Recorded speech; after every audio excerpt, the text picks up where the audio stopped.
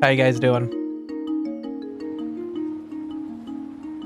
It is almost time for that lovely feature presentation. We are going to stream the 6-hour video.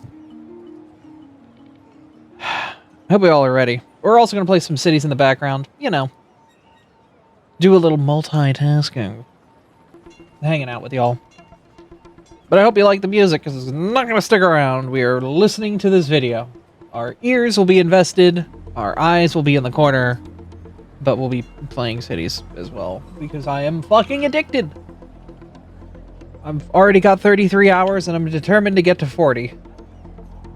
So, yeah.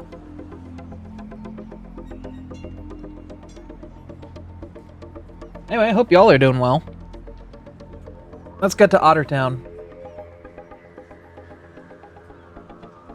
And let's get into the game. If I could find where my mouse went off to. Ah, there it is. See at the top right corner, we've got the video. Speaking of that, we're going to kill SimCity's music. It's nice having you. Well, we had you. And we'll get started in a moment. Anyway, I hope y'all are doing well. Gonna have a little fun. And yeah, watch the video. I hope y'all are excited. I've been hearing so many tales of this video. And now I'm excited to see it come to fruition.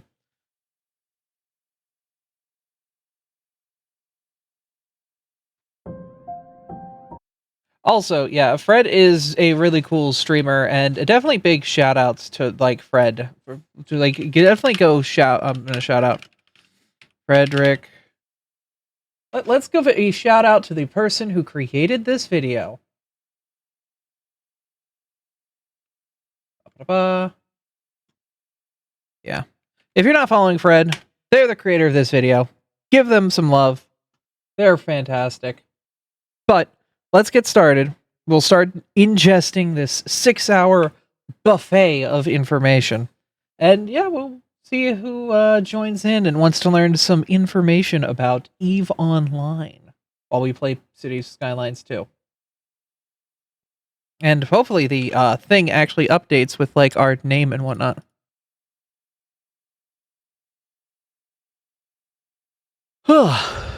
Alright, you ready? I'm ready. Let us get the volume right to the perfect mark. There we go.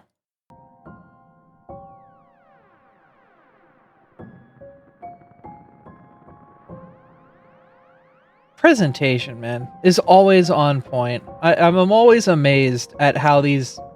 They don't like calling themselves documentarians, but they are in pretty much every sense. For over 20 years, the simulated world of New Eden has run in near perpetuity. While information about this world is readily available, much of it is indecipherable to the outside observer, replete with jargon and references meaningful only to those who have spent years in the community. On occasion, mainstream news outlets will write articles about the results of battles involving thousands of players and virtual assets valued at hundreds of thousands of dollars, massive exchanges in wars fought for arcane reasons between belligerents with convoluted backgrounds. People who spend their time in New Eden will begin to discuss their experiences in the game and their participation in historic events, but their gravity is often difficult to fathom for those without the same knowledge or experience. Others endeavor to chronicle particular aspects of its history, such as harrowing acts of subterfuge. Fred posted the EVE, and we're just getting started into it.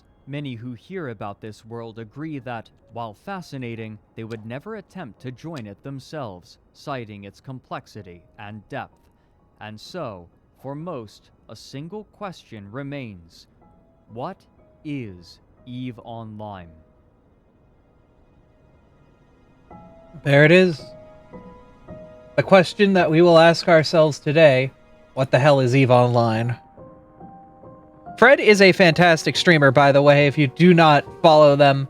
They talk about a lot of, I wouldn't say paranormal, but just odd, interesting, weird...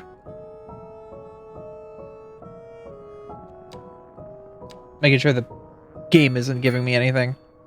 But yeah, sit down, relax, grab some popcorn. This is 6 hours long. Well, 5 hours, 55 minutes, and 12 seconds.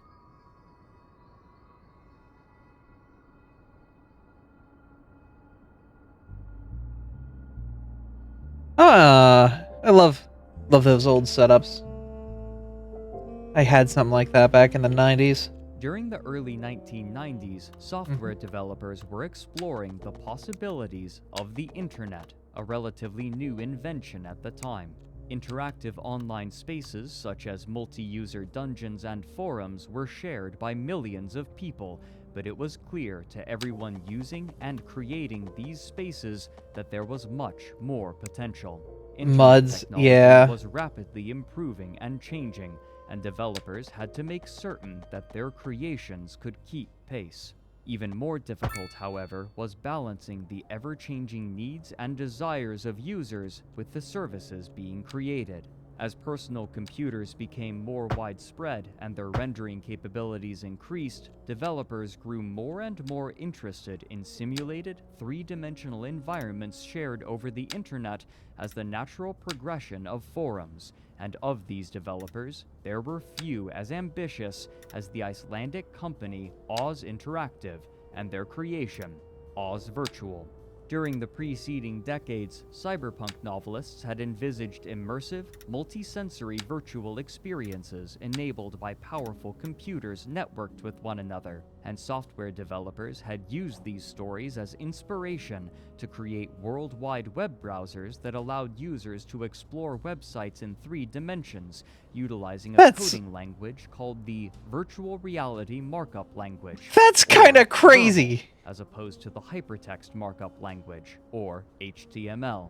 Founded in 1992, Oz Interactive sought to expand upon this concept and offer a vermal web browser that allowed users to interact with other users who were visiting the website at the same time, with each person represented by their own 3D avatar.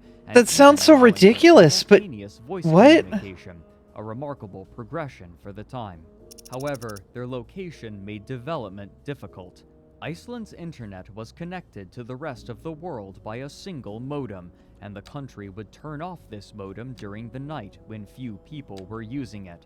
Still, development would continue for the next 4 years until 1996, when they finally launched the beta version of Oz Virtual.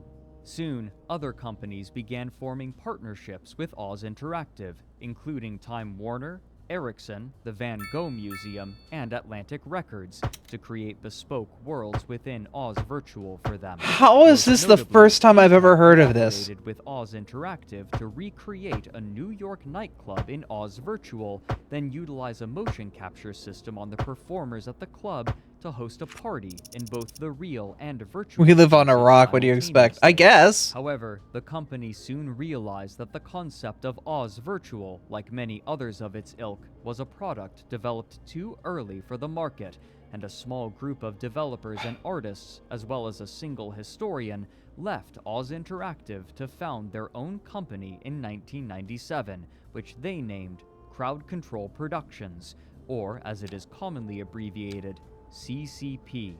Where this small group had once spent their time developing tech demos, they were now I love the skibbity toilet reference. No. Product, and so they decided that they would develop something remarkably different, a board game. Leveraging the design experience of its initial members, they quickly constructed their game, which they christened Hættuspil, or Danger Game. Produced in conjunction with Alcoholics Anonymous, the game saw players fighting against one another and occasionally making tenuous alliances as they attempted to break the cycle of addiction to various substances. Core to the game's mechanics was a focus on sharp consequences for failure and the ability to interfere with others' play. In the game design documents, the first line read, "Death is a serious matter." Hættuspil was widely successful in Iceland, and soon it had sold a Thor, you're a relative Icelandic friend. Have you ever heard of this? A significant influx of capital. But rather than continuing to make board games, the company returned to the concept that had driven them to work together in the first place. While the design and technology they had made for Oz Virtual was produced too early for its initial purpose, Yes, it they was very envisaged a popular. game Huh. made with the same concepts and some of the same technology. And so, in 1999, using the money they had earned from ENVTuber, they began work on a space-themed massively multiplayer online game. At first, the designers attempted a two-dimensional style, but the team decided quickly that they wanted to create something more reminiscent of a movie, and soon they settled on a three-dimensional style that placed the player in a ship out in space against a backdrop of planets and stars, and they began releasing trailers in the year 2000. Publishers were initially God, unwilling to believe that 2000. the graphics in the trailers were rendered in real time, but after they had been convinced, CCP was able to secure the funding they felt necessary to That make was the game 2000. I they mean, that's wanted. like Halo They era, named so I guess. EVE Online, the second Genesis. Their ambitions, however, were Huh. far more than graphical. Supporting the core gameplay would be a complicated system of economics described as hyper-capitalistic by its CEO. All resources available in the game would be gathered, traded, processed, and utilized by players with little management from the company. Like their board game ENVTuber, the first line in the design document read, "Death is a serious matter," and, invoking biblical language, this game world was given the name New Eden. When development began in earnest, the company had approximately 20 people, most of them from Oz Virtual, while most others were direct contacts of the initial members from Oz, including some whose relationship had been made by playing Ultima Online with them, another early MMORPG. Huh. One of the most challenging aspects of creating EVE would be its scaling. Rather than splitting the player base into multiple different instances to reduce the load on servers, the team decided that they would place everyone in the world onto a single massive instance, or game world, with thousands of stars, using different servers for different in-game regions. In an interview that with is- gaming magazine that is ambitious as IGN, hell. the lead designer and art director, Rainier Harderson, said, quote, "I would say the hardest thing to implement must be the server backend. Apart from that, the biggest challenges in doing EVE would be that there are so many things that we are doing in the game that have never been done before. This means that there are a lot of conceptual problems that we have had to solve without having any reference to in previous games. For instance, when we started out, the only third-person space game we had seen was Homeworld, and that was a real-time strategy game. It was a That classic, meant that though. we had no reference whatsoever in how to navigate spaceships from a third-person viewpoint. 1 second. I'm being poked. Yeah, we need to get more lights. I think there are more in the... It's all good. Another example are uncertainties that rise. Cringing due to every time he the butchers my limitation of language. Being a massively Oh. multiplayer game. How is collision detection handled on the server? How will the physics? Don't worry, I'm sure it won't Will stay the forever. system I'm sure at some working? point the discussion Yes, will they be do, more of with the an game accuracy of than... 30 centimeters, million security issues, etc. End quote. During production, the team decided upon an iterative process which, while effective, was arduous. Early on, we saw immediately that this couldn't be done in one go. So we decided to do 11 games, basically.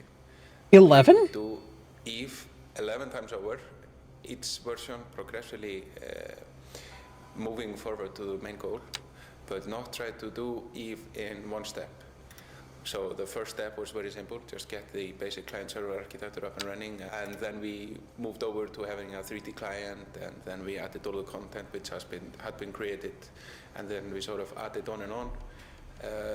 Probably did a total rewrite 5 times, and partial rewrites about 6 times.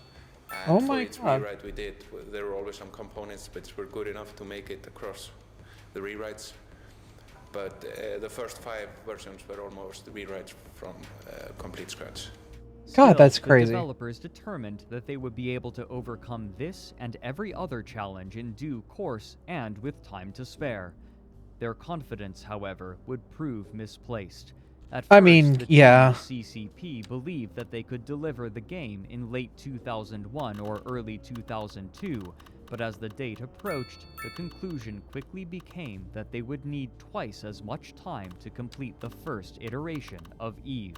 With no other recourse in mid-2002, CCP called a company-wide meeting and informed their staff that there was no more money remaining and that they were unable to procure any further investors for the moment. Despite this, driven by faith in the project, some of the members of the team stated that they would continue working to finish EVE. According to Hilmar, quote, "There was a turning point, I think, around the time the company was running out of money, which I think gave people this belief. We kind of had this feeling, whoa, we might actually pull this off." His Of accent course, was we very believed, strong. But there's a difference between believing and hoping, a turn from hope to belief. End quote. This team would continue work while management scrambled to find more investment money. After 3 months without pay, the company was able to reach a deal with Simon & Schuster, a publishing house primarily known for books, who was attempting to expand into the field of games. This company offered to provide the funding necessary for CCP to finish their game, but the development speed necessary would be extreme. For nearly a year, the employees would all work brutal hours, sometimes 100 hours a week, desperately attempting to finish the game before the money ran out again.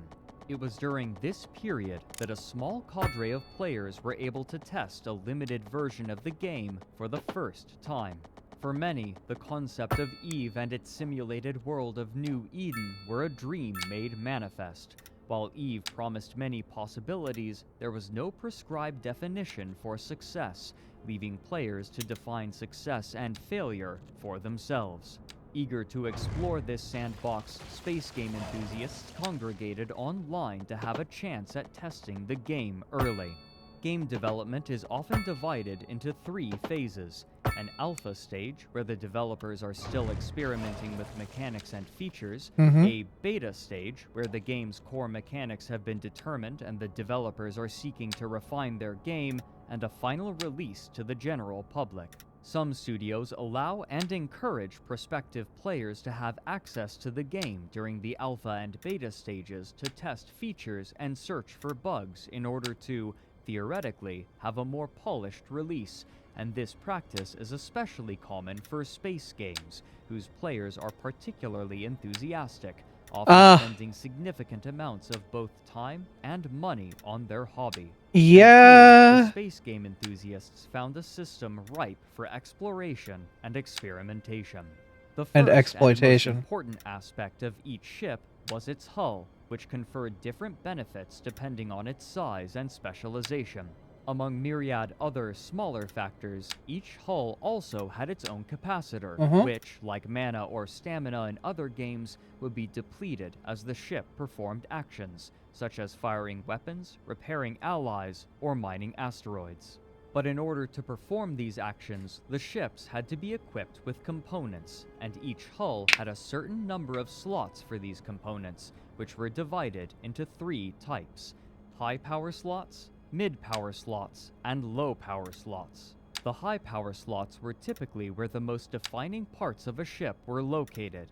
Here could be found every kind of physically damaging weaponry, such as lasers and projectile turrets, as well as logistical components which allowed ships to repair one another in the middle of combat. The mid-power slots were where ships received much of their utility. For example, most ships were fitted with propulsion modules, which consumed power in order to drastically increase speed. The tools to ensnare targets were also placed in mid-power slots, including stasis webifiers and warp disruptors, which were necessary for preventing an opponent from escaping. Low-power slots were usually used to help support a ship in its given role. For example, a cargo ship might have fitted inertial stabilizers in order to travel more quickly and evade targets, while a tougher combat ship would fit components to further strengthen its armor or actively repair itself. Many mid and low power slots simply offered passive benefits to the ship, such as reducing incoming damage with no capacitor cost. However, each ship also had power grid and CPU limitations, meaning that a player could not simply fit the most powerful components. Yeah. Rather, they had to carefully balance the different components to create the most powerful combinations for the lowest cost possible. Once completed, flying the ship itself was a relatively simple matter. Nearby objects God, that selected in a interface. window on the I remember screen, that. allowing them to approach it, orbit it, keep it at range, or target it. Targeting a ship allowed the player to attack, heal, recharge, or disrupt it with whatever modules it had equipped. In order to use these ships and modules, the player's character would need the requisite skill points, which could only be gained passively over time, even when the player was logged out of the game. Right, I hated this There was system. even distribution of progression for players. Numerous space game enthusiasts petitioned CCP for access, and those who were granted their request began probing EVE and making plans for when their friends, clanmates, and companions could join them and multiply their strength upon the launch of the game world. EVE had not yet been released, but already the struggle for dominion and survival in New Eden had begun. And this would have no repercussions whatsoever. How long are we in this video? 18 minutes, yeah. Despite EVE's unwelcoming nature, the promise of such a cinematic multiplayer experience was enticing to a wide breadth of players and drew a significant audience long before it had been released. Starting on October 24th, 2002, a blurb appended to 2002? news God. releases would proclaim that the game would, quote, allow up to 100,000 gamers to compete simultaneously across a full 3D galaxy of 5,000 solar systems. Currently, EVE Online is in Phase 3 of beta testing, with thousands of gamers playtesting the game daily, trading in more than 300 fan and player corporation sites. To date, there are more than 80,000 gamers signed up for the beta test, 80,000 are gamers. estimated to participate before the game is launched. Just like in the real world, money will be the commodity of choice. Players can earn cash by accepting work from non-player characters who will reward gamers with cash which can be traded for goods or other items. Also, gamers can earn money by working for a corporation. These corporations are comprised of gamers who have pooled their resources and are working together to dominate the universe. To date, there are more than 200 corporations already established, even though EVE Online has not yet been published. Yeah, that's kind of the crazy thing, though, looking back on EVE. They were that established, and they hadn't even started yet. Business models and mission statements. End quote. While this Hey, blurb Skylurker. emphasized competition in EVE Online, We're watching a many 6-hour were video more on excited EVE about Online. the concept of participating in a perpetually running economy where the goods that they harvested or created would be actively used by other players. It is really free form. You can choose from a lot of possibilities. You can be a market operator, you can be a transporter. It's strange hearing Icelandic from people that aren't Thori. It immediately just makes me think of Thori. Have careers within a corporation about being by being the military arm or being the accountant of corporation. And the current games sort of more focus on having people going up against monsters, maybe in small groups, whereas EVE sort of focuses on building a society and supplying the tools and the rules to operate it. At first, these news releases announced that the game would be launched in March. Watching of mega videos as sleep 2003, aids. But again, Nice. the studio needed a delay.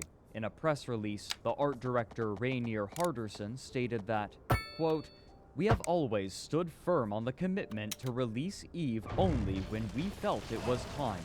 Although It's the ready game when was it's nearly ready. finished, we felt it would be best to hold off an additional 6 weeks. This will allow us to fully optimize the performance of our new server cluster, implement features we have promised, and continue testing to assure the elimination of bugs that would interfere with the player's ability to enjoy the EVE experience to its fullest potential." End quote. These delays likely made prospective players nervous. Space games at the time had a notorious history of ever-extending delays and under-delivering on promised features. Ugh, However, yeah. the iterative nature of MMOs such as EVE meant that any missing features could be added later, and because many players were able to test the game early, they could see how many features were being tested and what would likely be available. As promised, the team at CCP were able to meet their release goal and had sent the client to be printed by their partners for physical release in late April. And finally, on May 6, 2003, players were able to play the final release of the game, which featured a total of 5,201 star systems. But those who had participated in the alpha and beta were not novices. Their months spent testing the game had given them significantly more knowledge and experience than those entering New Eden for the first time, and they had spent months strategizing with one another to decide how their first hours, days, and weeks would be utilized in order to make the most money and establish their presence most solidly. High-tier To gaming. their home country, the abbreviation for Icelandic kroner and the game's currency, interstellar credits, was the same. ISK. Many of the most organized groups scattered away from one another and prepared to lay claim to their own territory. However, they could not simply do so anywhere. EVE's star systems are connected in a web-like pattern with stargates, which may be used to traverse from one star to the next. In the center of this vast web is Empire Space, an area controlled by the non-player empires where people may fly their ships in relative safety. The safety afforded to players is determined by the star's security level, given a rating anywhere between 0 and 1, divided into 3 basic categories: high security, low security, and null security, or as they are typically called, high sec, low sec, and nullsec.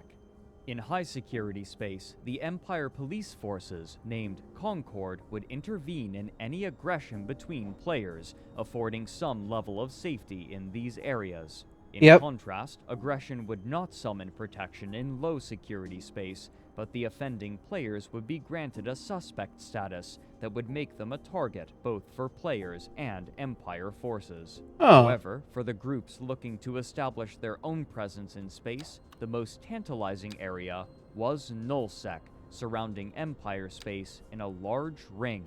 Here, there were no laws, no rules, and no protections, other than whatever the players could enforce, and many were eager to establish themselves in this new and vast frontier. Boy, a player-ran system of rules and laws never goes wrong. These regions would require work and coordination.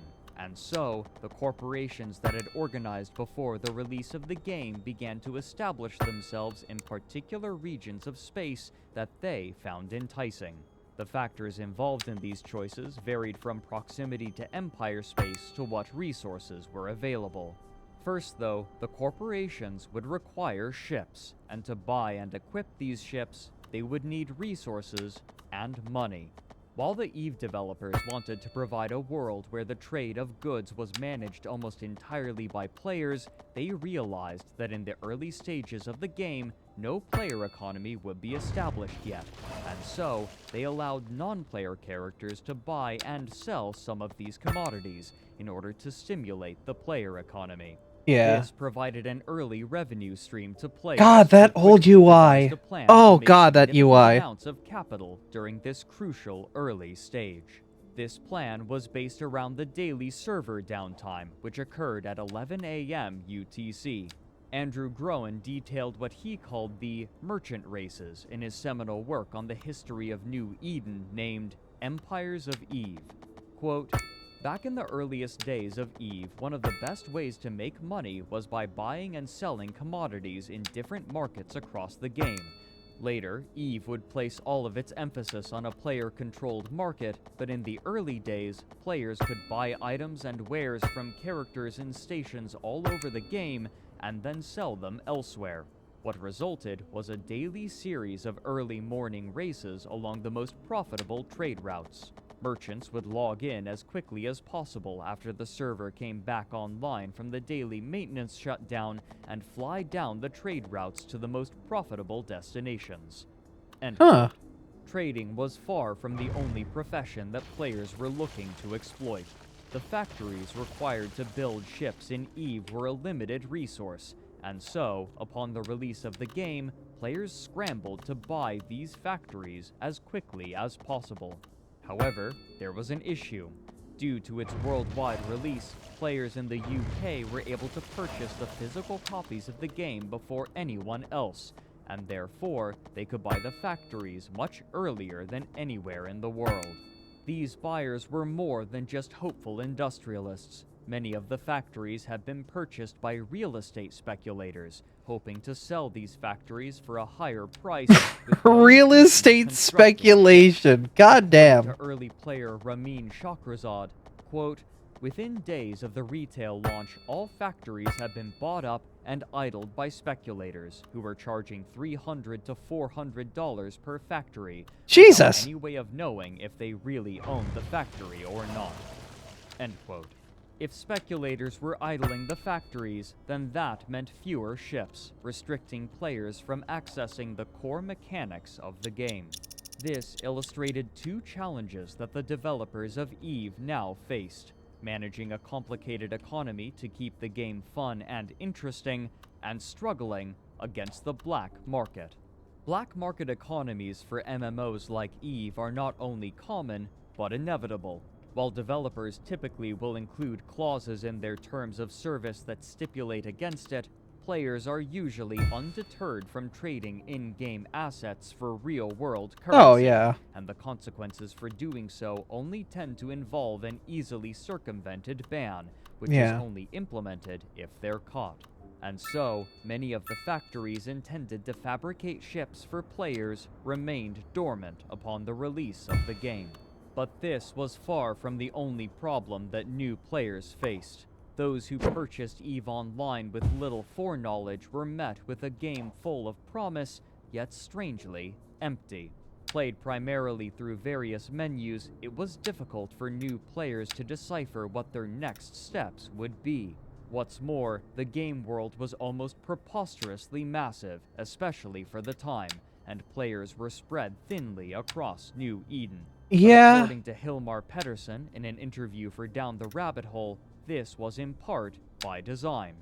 Quote, "EVE is about people sailing into the starry night in ships. That's sort of the inception story of Iceland, Vikings escaping taxation from Norway and hoping that there's a new land somewhere. You can just imagine being on a quiet ocean in the night, looking at the night sky, sailing on a Viking ship.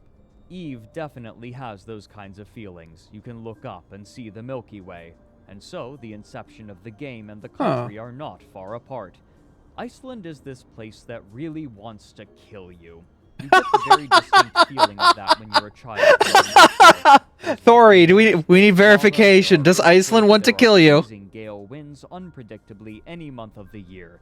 It's a very hostile environment. EVE is like that.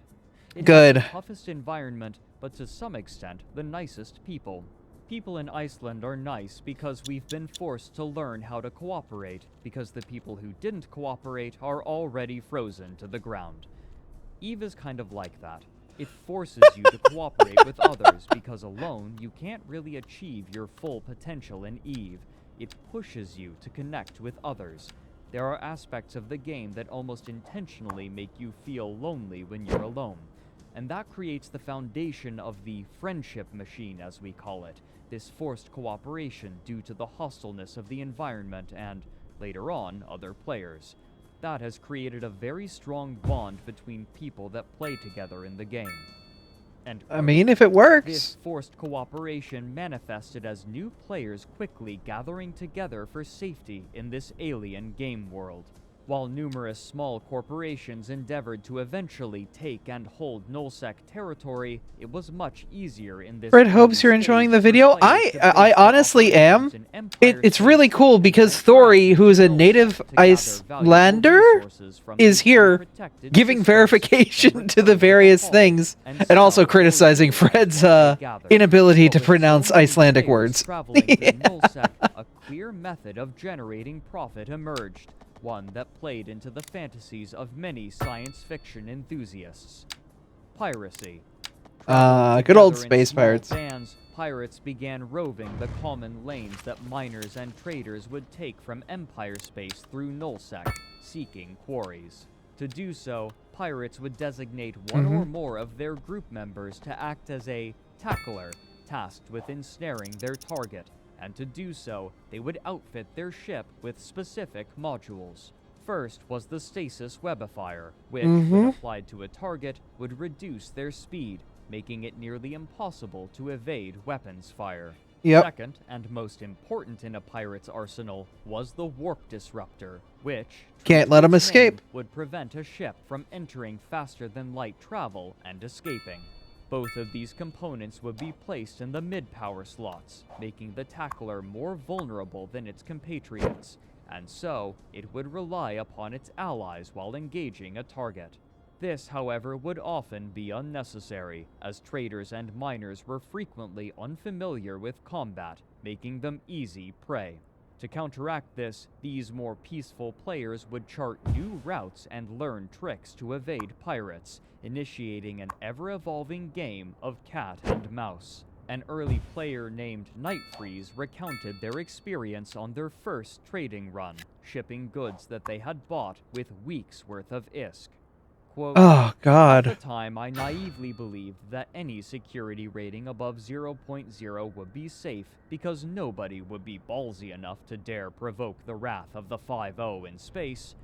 I turned out to be wrong. Yeah. I knew that something was wrong when my ship started to beep and a red target lock cursor appeared in the horizon with the name Deathbringer. The beeping accelerated and a red square appeared around my ship. Since I hadn't even bothered trying to fight a training pirate yet, I had no idea what the hell was going on. He sent a message to me, 250k or die. I responded to him, okay, the sweat dripping down my armpits past my Hi, side Nicholas. and accumulating in a little puddle at the edge of my shirt. 5 or more seconds must have passed as I fumbled for the micro warp drive hotkey, and just as they started to warm up, the first missile slammed into my ship. The warp gate was 15,000 meters away. I had to be within 200 meters to pass through it, and I was currently flying at about 300 meters per second. A second missile exploded against the hull, bringing down my shields and tearing apart my hull. I knew that if one more missile hit me, my ship would be nothing more than space debris, and this who couldn't even spell death correctly would have access to all I had worked for. Come on, you fucking pieces of shit, I shouted at the monitor. My dog started to bark in the background, but I could barely hear it. The only thing that mattered was the gate, because I knew that if I had lost that cargo, all my week's worth of hard work and all my finely tuned bullshit would be down the drain. Yeah. Whoosh! I hadn't used the micro warp drives since the night before and forgot about just how powerful they were. I was now shooting toward the warp gate at 3.5 kilometers per second, and all Deathbringer had to account for his 2 expensive missiles was a trail of dust. If you're reading this right now, Death, I'd like to give you a hearty f*** you. I arrived at the specified starbase in the Galente region, my ship battered and bruised, and my ego several sizes smaller. I sold the computer hardware for a total of 3.7 million credits. The hull repairs amounted to 100k.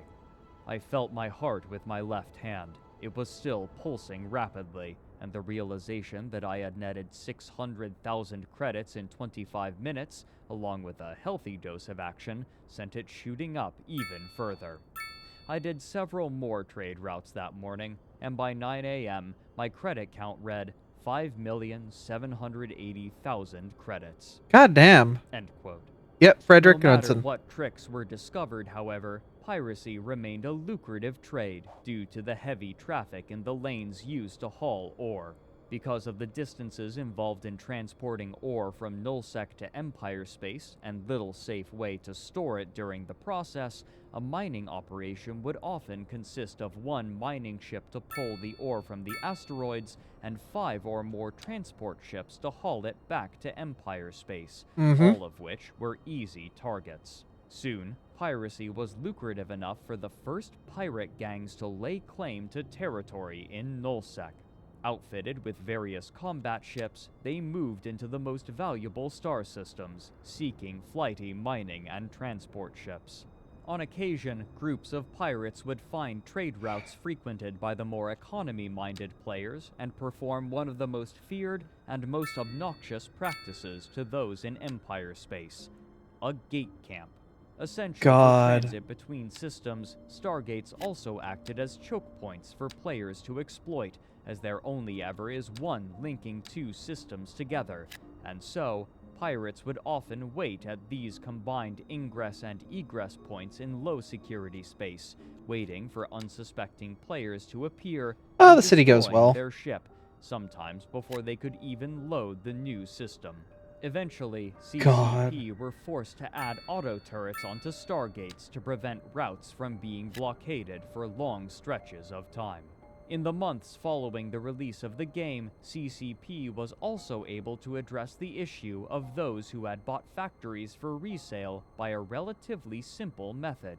In order to keep a factory, the player holding it would be forced to pay a regular maintenance fee for it, relative to the amount of money that could potentially be made from its output. In essence, a land value tax.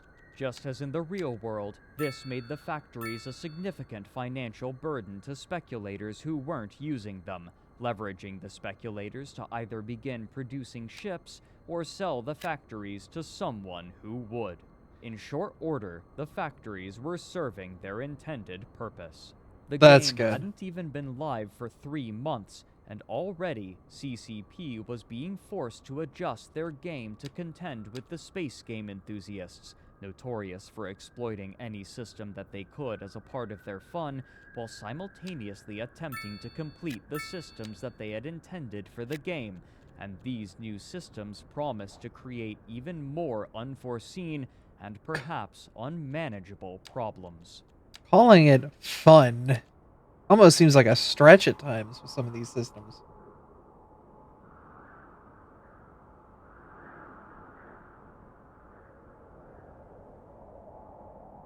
Oh, that's a big battle right there. Over the following months, the more adventurous corporations began to establish themselves in Nullsec, and already the diplomatic situations in different regions were developing in distinct ways. These early groups of players, typically no more than a few dozen people, would form the first alliances with one another to stave off competition, typically naming themselves after the region of space that they inhabited. In this early stage of the game, there was no way for players to officially lay claim to territory, but over a decade later, Andrew Groen would resurrect information that had largely been lost by trawling through long-abandoned forum threads and speaking with numerous leaders from the time, and by doing so, he managed to chart early Nullsec. To the southeast was the pirate nation of the Curse Alliance, who frequently warred with the rigid and authoritarian Stain Alliance. To the west and the north were the Fountain Alliance, the Coalition of Free Stars, and Venal Alliance, which boasted more democratic systems of governance between their constituent corporations. While a significant contingent of players sought to take and hold territory in Nullsec, most made their home in Empire space. Though maintaining a Nullsec presence was lucrative, it was also difficult and time-consuming, and damn for near most, impossible. This was a distraction from the more specific activities which drew them to EVE. This also meant that much of the money within the player economy was held in Empire space, and so, even Nullsec powers would have to enter this safer territory and trade with the players there, though many Nullsec dwellers found them tepid. For the industrialists, trading with Empire space was not only efficient, but necessary. While the most valuable materials were in nullsec, the basic materials required for all ships could only be found in Empire space, and so it was impossible to maintain a nullsec presence without some sort of supply line to highsec and lowsec. This meant that these two worlds of EVE, while in most ways separate, were fundamentally tied to one another. And while the flow of PvP and resources between the PvE. two was imperative, the most stark example of this interplay was illustrated in the mercenary corporations. Varying widely in terms of background, these mercenaries would take contracts to harangue whatever target was desired, and during this early stage, their prices were often cheap, with the thrill of the fight being a part of the reward. The Sounds like people or mercenaries. corporation issuing the contract could also be kept secret at their behest, and in this way, competitors could be weakened or eliminated without any fighting on the part of the buyer. Pirate gangs were eager to loan out their services for interstellar credits, but many of them were unaccustomed to attacking targets that fought back, and so a niche began to develop for players who had experience not only trapping vulnerable targets, but engaging in proper fleet-based combat. As the demand increased, various new mercenary groups were beginning to form, often out of ragtag clusters of players who were more familiar with the praxis of combat than theory. But sometimes it was simply enough for a player to be familiar with combat to disrupt the supply lines of more economy-oriented corporations and allow their competitors to surpass them. Such aggression meant that most every corporation needed to be prepared for a fight, and so they began to learn the methods by which to defend themselves, along with hiring their own mercenaries to protect their ships, meaning that anyone paid to disrupt another corporation had to expect pushback. While miners often weren't familiar with the finer points of combat, many already had the most important equipment necessary to participate: a battleship. During this time, there were no ships dedicated to mining, and so miners chose the ships with the most available high slots for mining lasers. A particular favorite was the Apocalypse, which boasted 8 high slots and a large capacitor. All the miners had to do was trade their mining equipment for weapons, and they were ready to defend themselves in a minimal fashion. What had once effectively been paid piracy was more and more becoming obsolete, and in its place was mercenary work. Among these to turn the scythe from a weapon of, or to turn the scythe,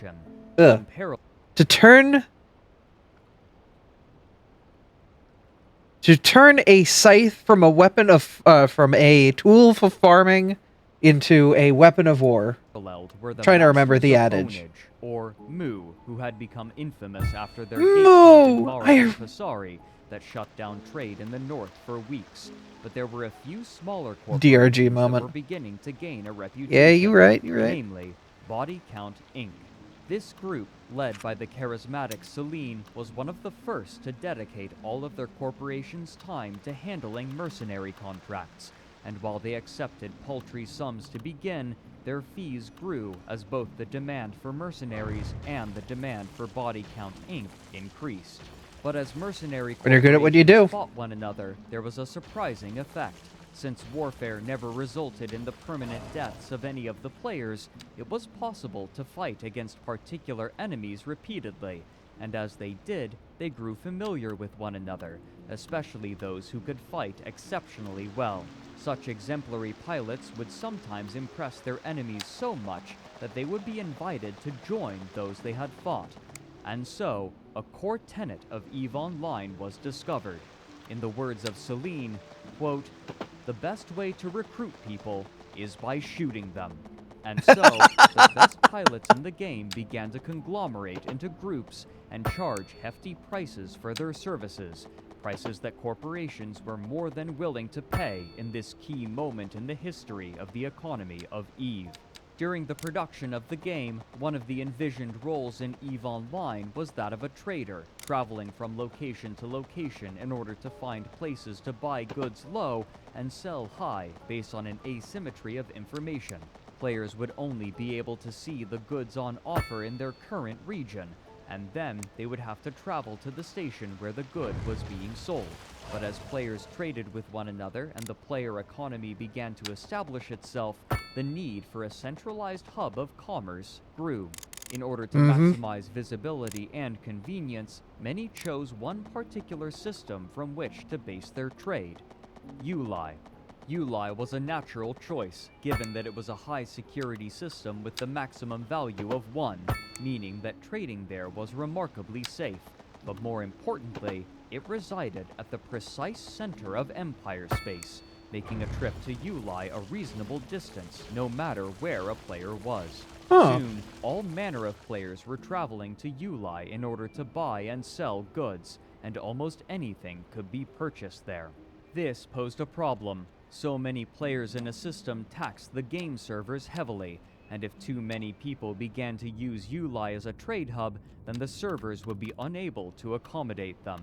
But soon, an even greater existential threat to the game would appear. Existential sounds like it's a suggestion that the game is going to be threatened by an outside, like the government, like the real government. Huh. Or at least brings that assumption forward.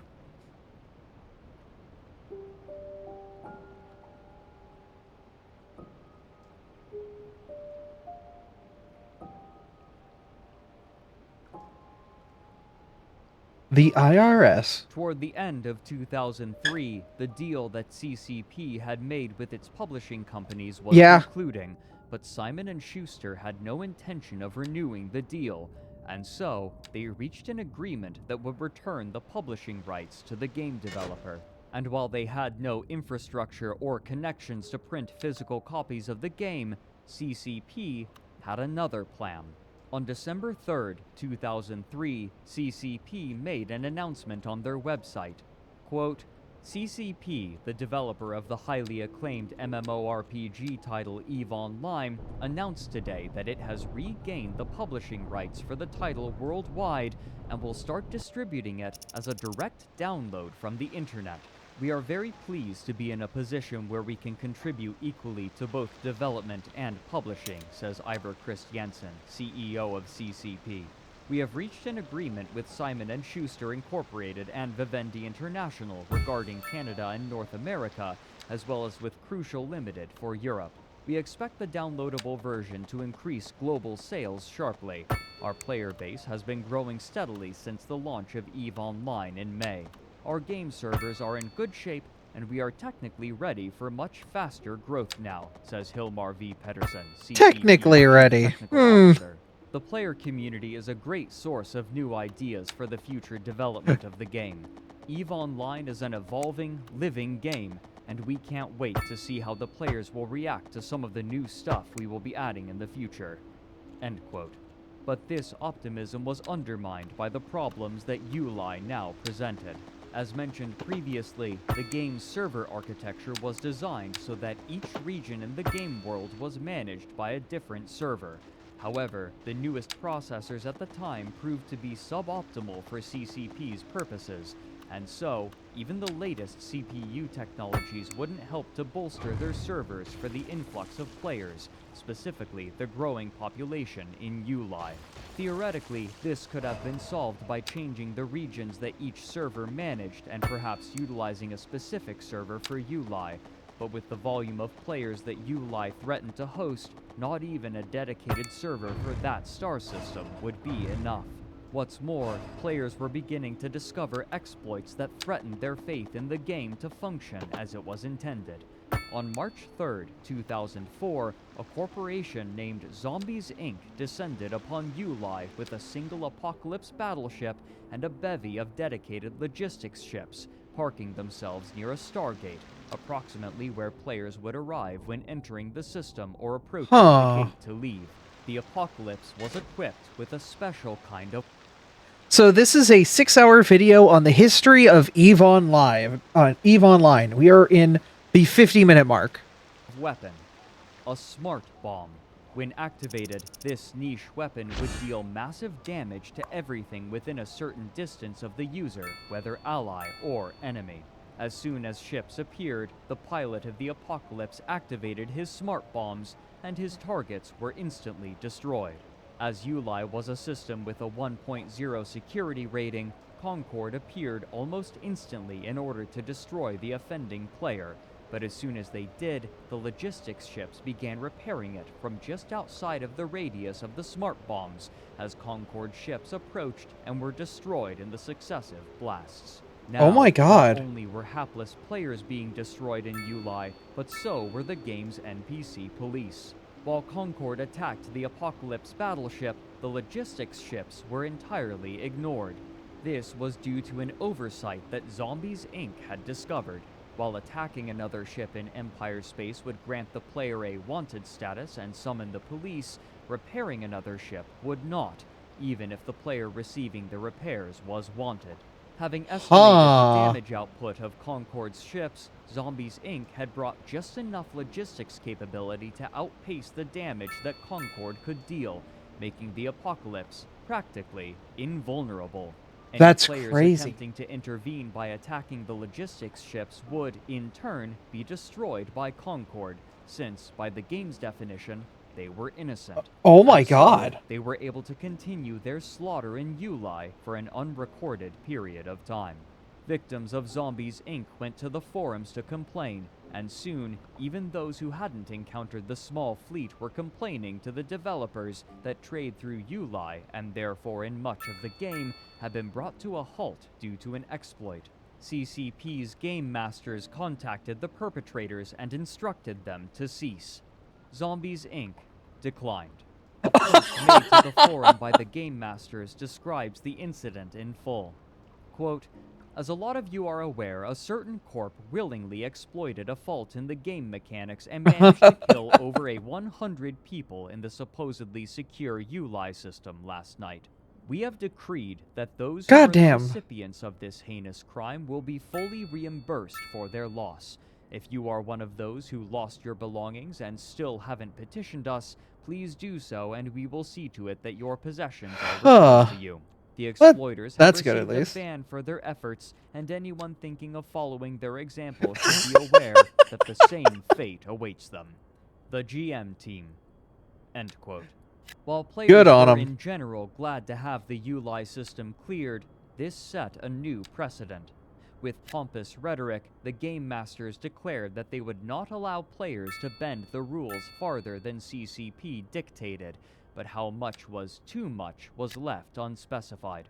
In this case, Yeah. a rule was codified and enforced as an event was taking place, namely that players were not allowed to survive indefinitely against Concord in high security space. Anything that allowed them to do so would be considered an exploit, and therefore a bannable offense. However necessary it may have been, and however popular the decision may have been with players, it established the company in an adversarial role to many of its players, especially the ones most interested in experimentation. Though trade could once again travel through Uli, this did not lead to the rise of any powerful high-sec corporations due to a particular mechanic. While players were safe from wanton attacks from other players in high-sec space, and players in low-sec space were risking their lives by attacking other players, there was a way for players to attack one another safely, even while Concord was present. A war declaration. By paying a fee every week, a corporation could declare war against another and be granted the right to attack any of their ships on site, often referred to as bribing the police. This meant that, whenever a high-sec corporation became powerful enough, other corporations would band together to check it and prevent it from becoming too powerful and affecting a monopoly. Even so, there were enough individuals and small corporations trading out of Uli that the servers began to lag. This was not a difficult threshold to reach. Despite boasting about high potential player counts, EVE Online required less than 100 players to be present in the system before problems began to manifest. As Crowd Control Productions was contending with Uli, the initial powers of nullsec were beginning to fracture, and soon, divisions would spark conflict that would push their server infrastructure to its limits.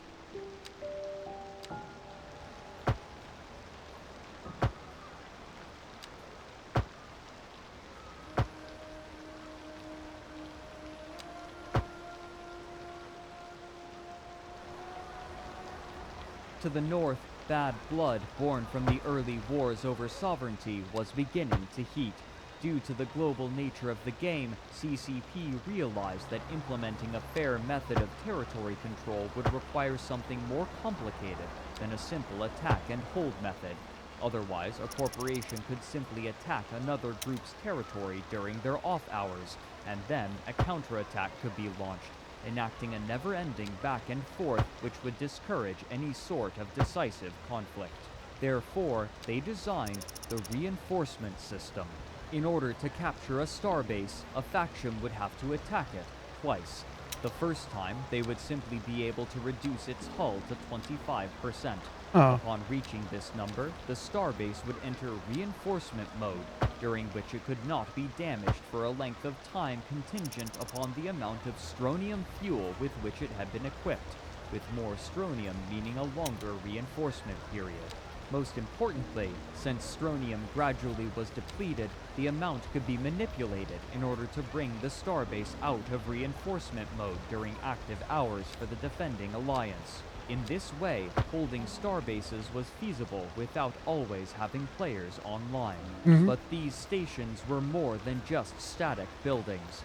Player-owned stations, or POSs, were designed in such a way as to allow a defender an advantage.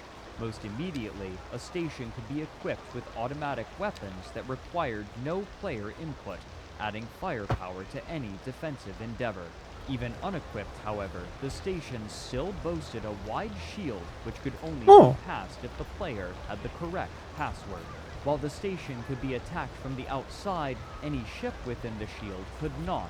But similarly, any ship inside the shield could not attack any ship outside of it, granting a small armistice zone to which a defending fleet could retreat during a battle, and placing an onus upon the attackers to either focus enough fire on the station to reinforce or destroy it, or destroy any damaged ships before they could retreat to the safety of the shield.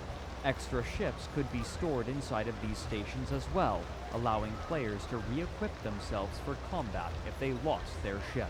In order to claim a system, Dad is here. all the corporation had to do was own the majority of starbases.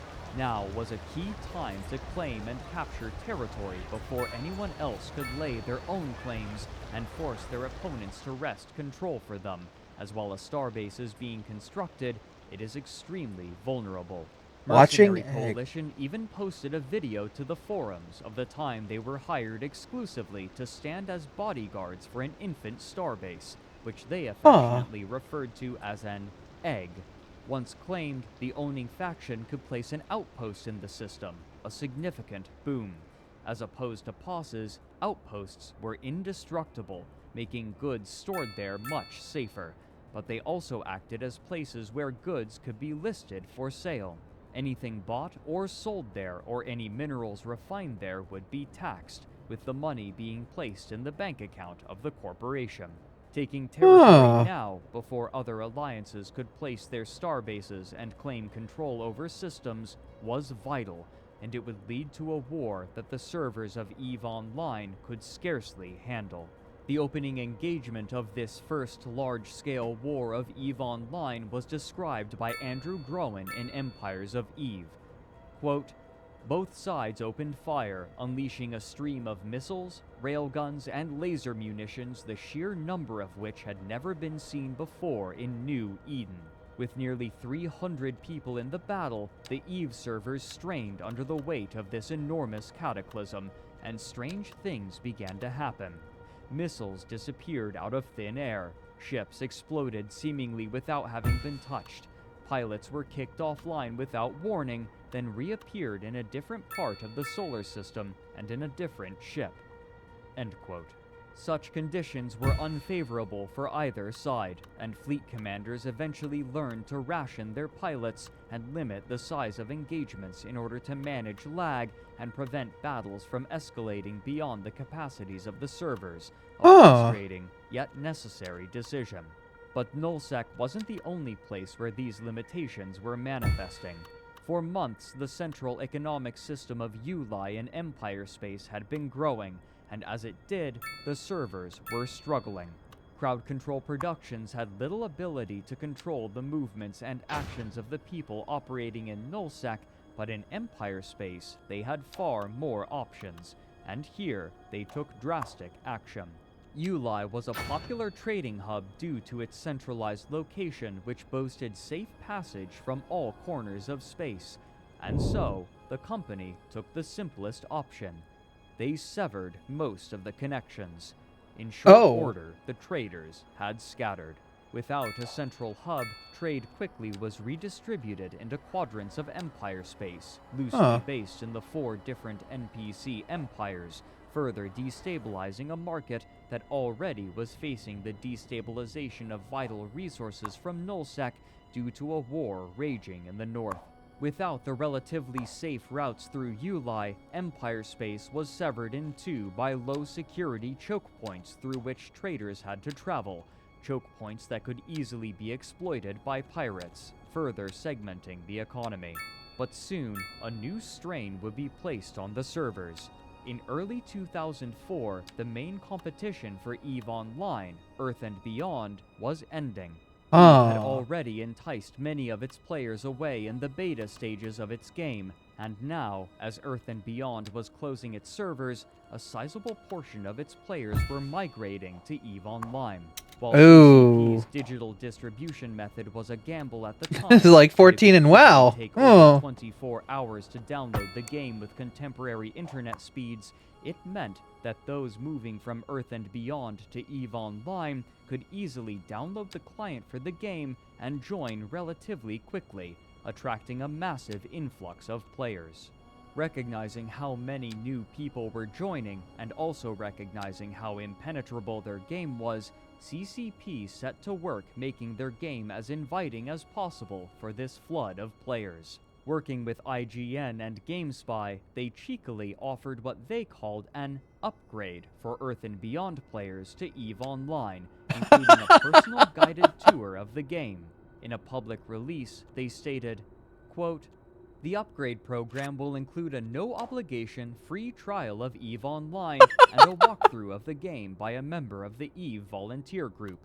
The EVE volunteer will explain to the user the differences between the 2 games and a mentor program. EVE from Earth and Beyond." End quote. These new players were entering the game during a time of extreme instability in the in-game economy, and only a few months after these new players joined and were attempting to establish themselves, Nullsec was fractured. The offer that CCP had made to Earth and Beyond players proved to be a resounding success, and many groups in the dying game moved wholesale from one game to the other, providing them with an immediate source of manpower. However, those more aimless players coalesced into a new corporation which they named Celestial Horizon. With thousands of players, the already massive Celestial Horizon had a far larger population than the vast majority of other corporations in New Eden. And even though they were inexperienced, their numbers alone quickly made That'd be like if everybody from WoW who joined 14 just joined a massive free company. Liquid assets, their size making them largely unassailable. This chaos meant opportunity for many new players, and some of the loudest were the goons. Goon is an epithet worn proudly by the early internet users posting on the Something Awful forums. Yep, Something Awful, Goon Squad. Provocative manner. As online documentarian Bernie notes in his history of the site's operator, even the name Goon originates from the letter of an angry web admin who had been featured on the Something Awful website and subsequently harassed by its forum members. Noticing the extremely accessible method of distribution good old Goon Fleet. had adopted, now that's something I've heard war stories about. Threads encouraging other members to download the game and join. However, due to their inherently chaotic nature, it was difficult to wrangle them toward any common goal, and over the months, numerous goon-led corporations congealed and collapsed due to petty infighting. Andrew Groen chronicles the early months of the goons' presence in the game, where, after numerous attempts, one leader was able to coax enough of them into a single corporation, which was named Goonfleet. Their capabilities, however, were obviously lacking, given that almost every single player entering the corporation was entirely new to the game, Yep. with their only qualification being that they were a member Hey, Sylvia. of the Something Awful forums. They even paid to have banner Bring a advertisements towel. displayed on the Oh. Something Awful, encouraging members to join Goonfleet, hoping to attract a large volume of players, regardless of skill. When a new member joined Goonfleet, they would immediately be given a ship and a personal lesson on how to play the game, but even so, they were woefully ineffective. This was a feature that they owned and incorporated into their fleet tactics. Rather than trying to field effective ships, they simply would outfit themselves in some of the cheapest ships and modules that the game had to offer and Numbers. swarm their target. Numbers. The majority of the time, this would end in failure, but because so little capital had been invested, the losses were never substantial, and so they would throw themselves wantonly into battles, declaring their motto in the local chat: "We're terrible at this game." Their practices, however, gave them a particular reputation with the rest of New Eden. Only those who had an active account at least 3 months old on the Something Awful forums were allowed into the corporation, but those who applied weren't always simply rejected. Responding to a thread from someone looking to join a corporation, one player said in the EVE Online forums that, quote, "Goonfleet don't recruit in-game. Any advice you get to the contrary will be from a goon trying to swindle you out of your assets. They'll charge an application fee or some such. Then, when you are successful, they will offer to courier your ships down to Nullsec. After you hand over your property, you will not hear from them again." End quote. Another player responds, quote, "If by some strange and bizarre miracle you do get into Goons, you will be forever shunned by the rest of the EVE community. Once you join Goons, that's it. You can never leave to join another corp or alliance. You simply cannot be trusted in any other corp or alliance. You might as well just delete your character and start over if you want to leave Goons." End quote. While this was somewhat hyperbolic, it captured the general sentiment of New Eden. There were the Goons, and then there was everybody else.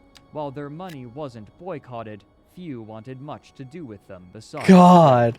As Nullsec grew more competitive, it became clear that the Goons would You're be either a allies, goon and so or you're a they normal created fucking virtual person. alliance under which all Goons and those corporations within the game who wanted to join them could participate. Goon Swarm. The work, The History of the Great Empire of Eve, an outsider's perspective, speaks to the reputation of the Goons. Quote, "To best understand Goon Swarm, you must first understand Goons. The Goons are not native to EVE Online, but rather are a form of invasive species. The defining psychology of the community is that there is us and there is them.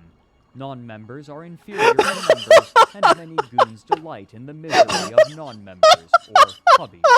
EVE Online is not the first game to be visited by the Goons, nor will They're it be so the last. vile to The them. Goons Oh move my like god. locusts between online games, establishing themselves Fucking quickly and attempting to 2005 conquer the game in order to edgelords inflict wearing immense misery to sunglasses all on those where not while part looking of at their the swarm. fucking computer Almost every screens. major You're either a competitive goon online or you're game dead to has a me. bunch of Goons deconstructing the game and their enemies."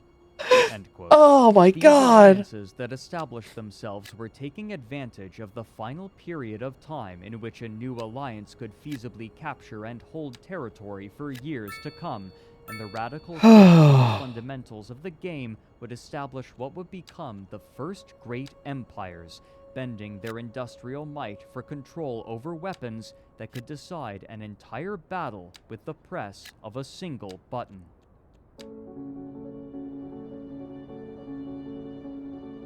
On June 29, 2005, CCP announced a bevy of updates, most important among them being 2 new classes of ships.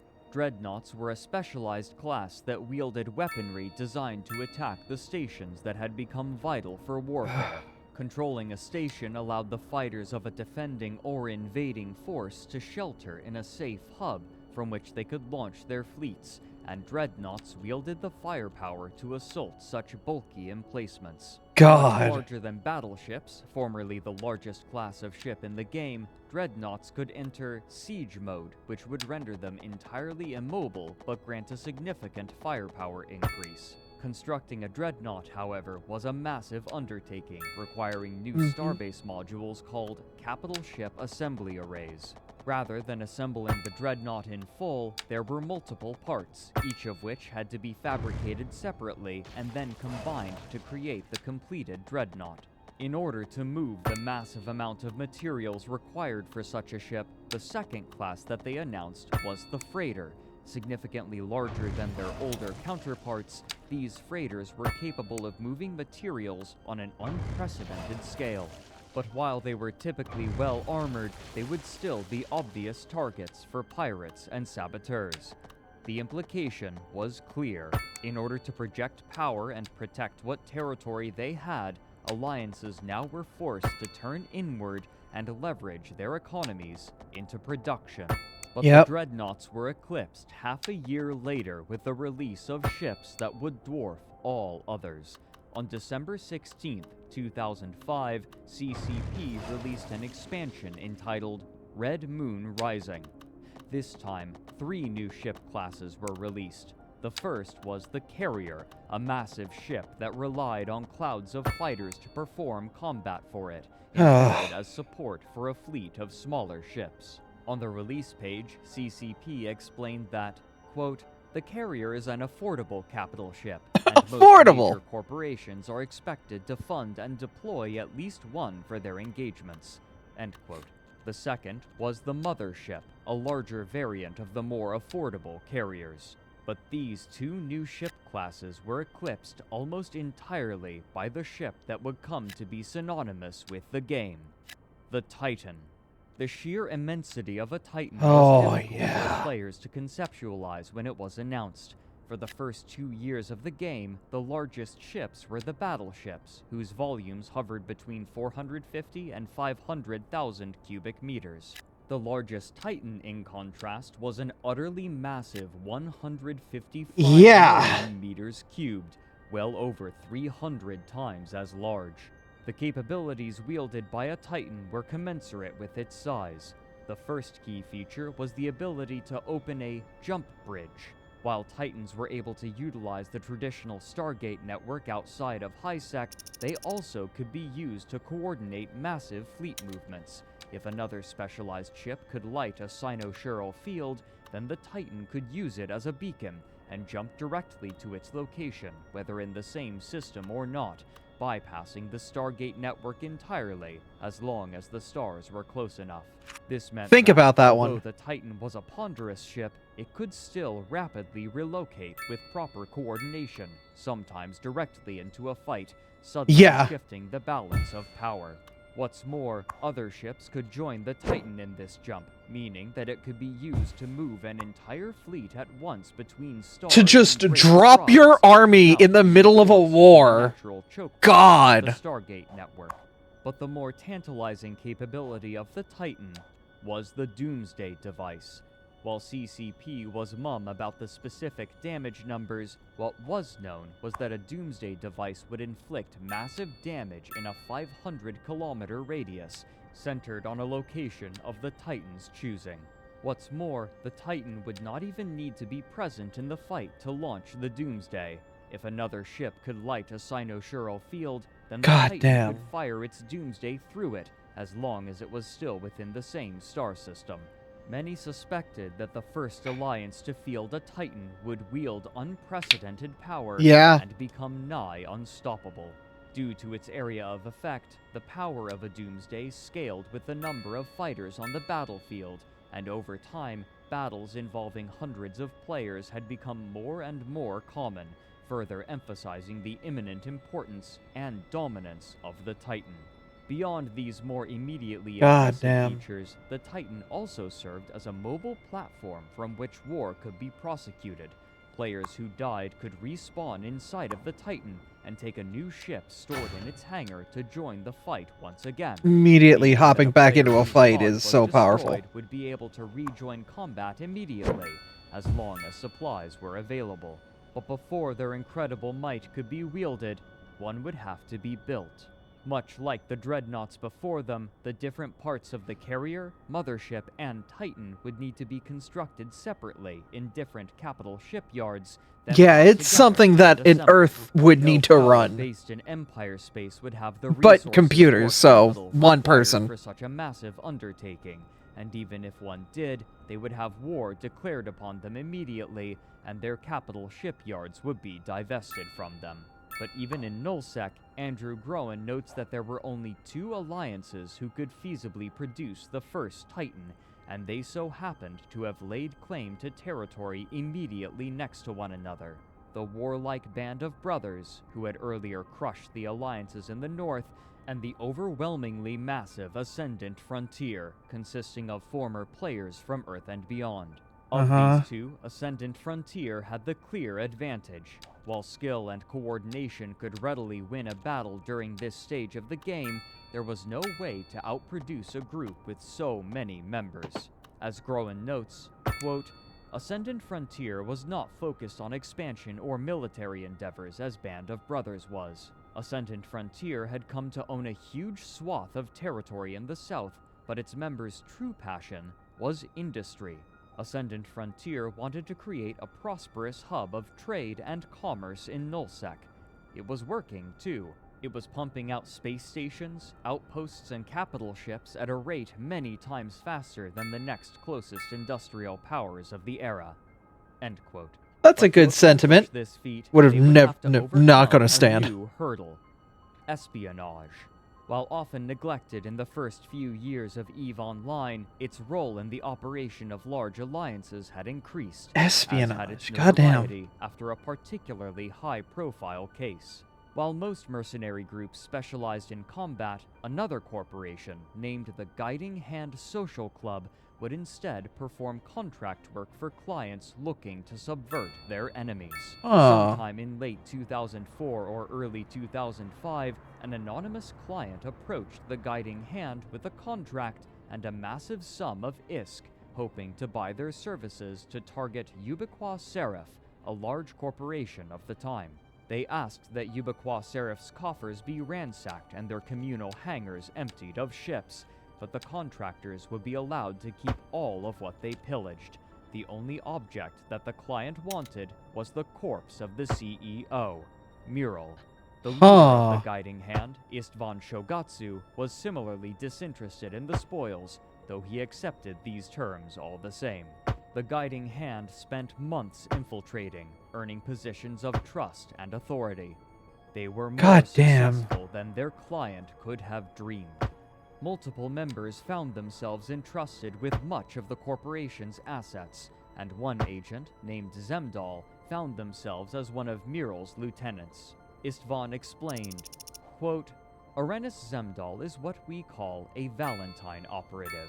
Essentially, his job is to seduce and entice an objective into a state of trust and confidence.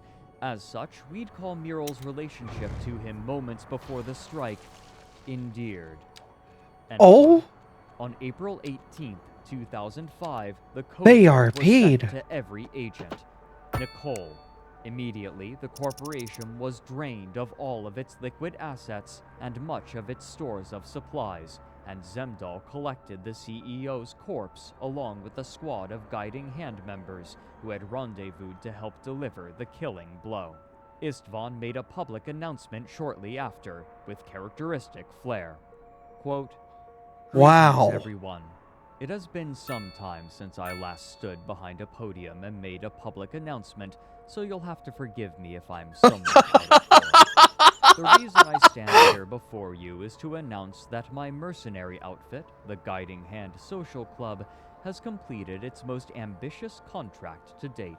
Oh Our my target god! was assigned to us many months ago, Mural of Ubiqua Seraph.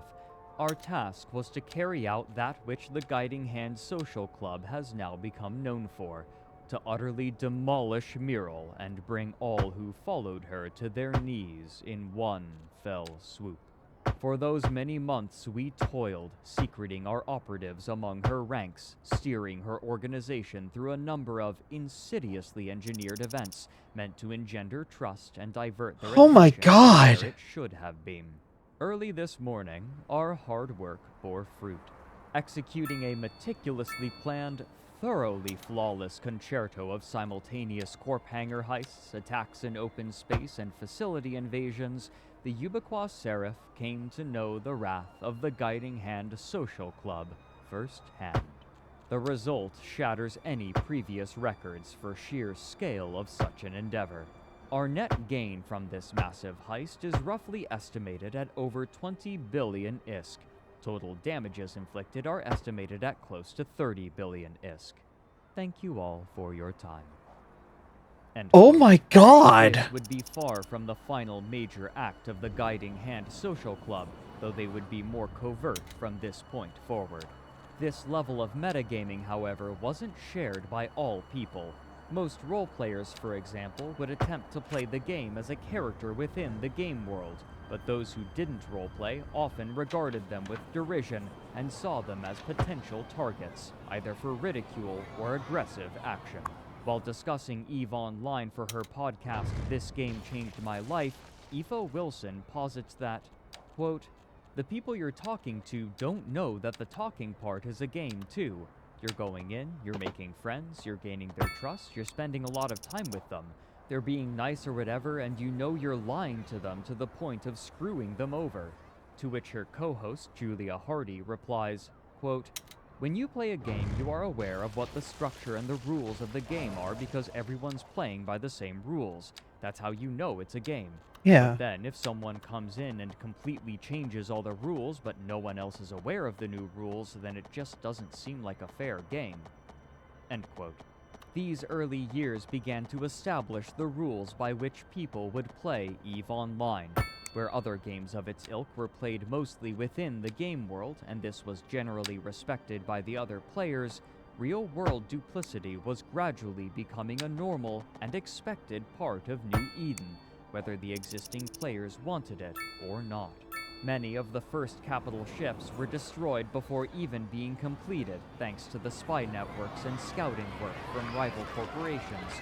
But finally, on September 25th, 2006, 9 months after Titans were first introduced into the game, the refugee players from Earth and Beyond and Ascendant Frontier completed the first Titan. Triumphantly, their leader, Sivok, flew it into the capital system of the Alliance, allowing everyone to marvel at the finished Avatar-class Titan, which he named Steve. The origin of this name is in contention. Most sources believe that it was named after the late Steve Irwin, who had died earlier that month, but Andrew Groen recalls that Sivok attributed the name to a scene from the animated film Over the Hedge, released 4 months prior, in which the squirrel character Hammy comedically proposes naming the massive, newly erected hedges Steve. Whatever the origin of the name, the completion of Steve heralded I love war. it, Steve. Immediately, their enemies and band of brothers invaded, but the power of Steve the Titan blunted their advance simply with the threat of its presence until December 11th, 2006. During a large-scale battle, Sivok unleashed his doomsday safely through a cynosural field, then jumped to a safe point 20 systems away. But what happened next would change the paradigm of players for years to come, and would pit Band of Brothers against the rest of New Eden. More importantly, though, it would also begin a process that would sour the relationship between the developers of EVE Online and its players. Uh-oh.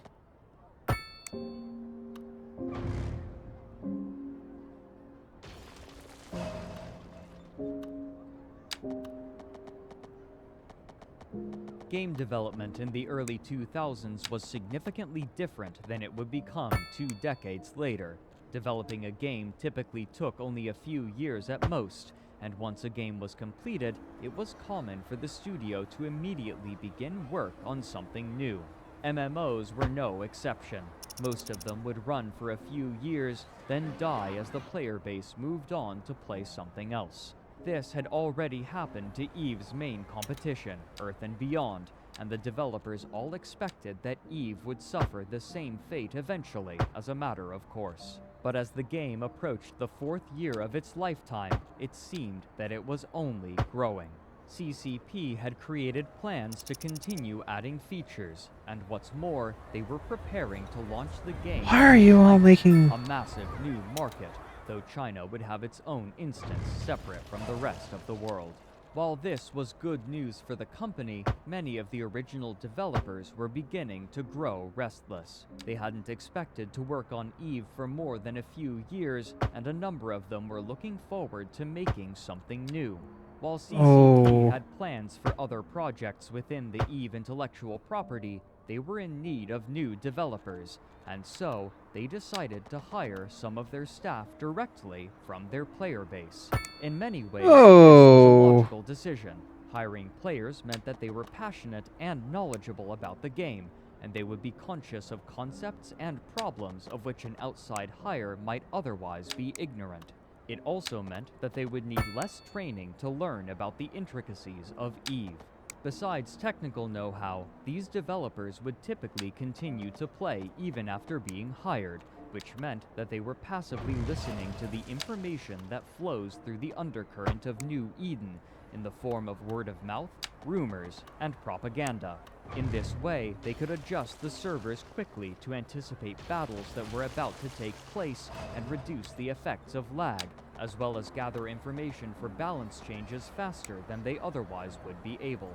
But these new hires created unique problems.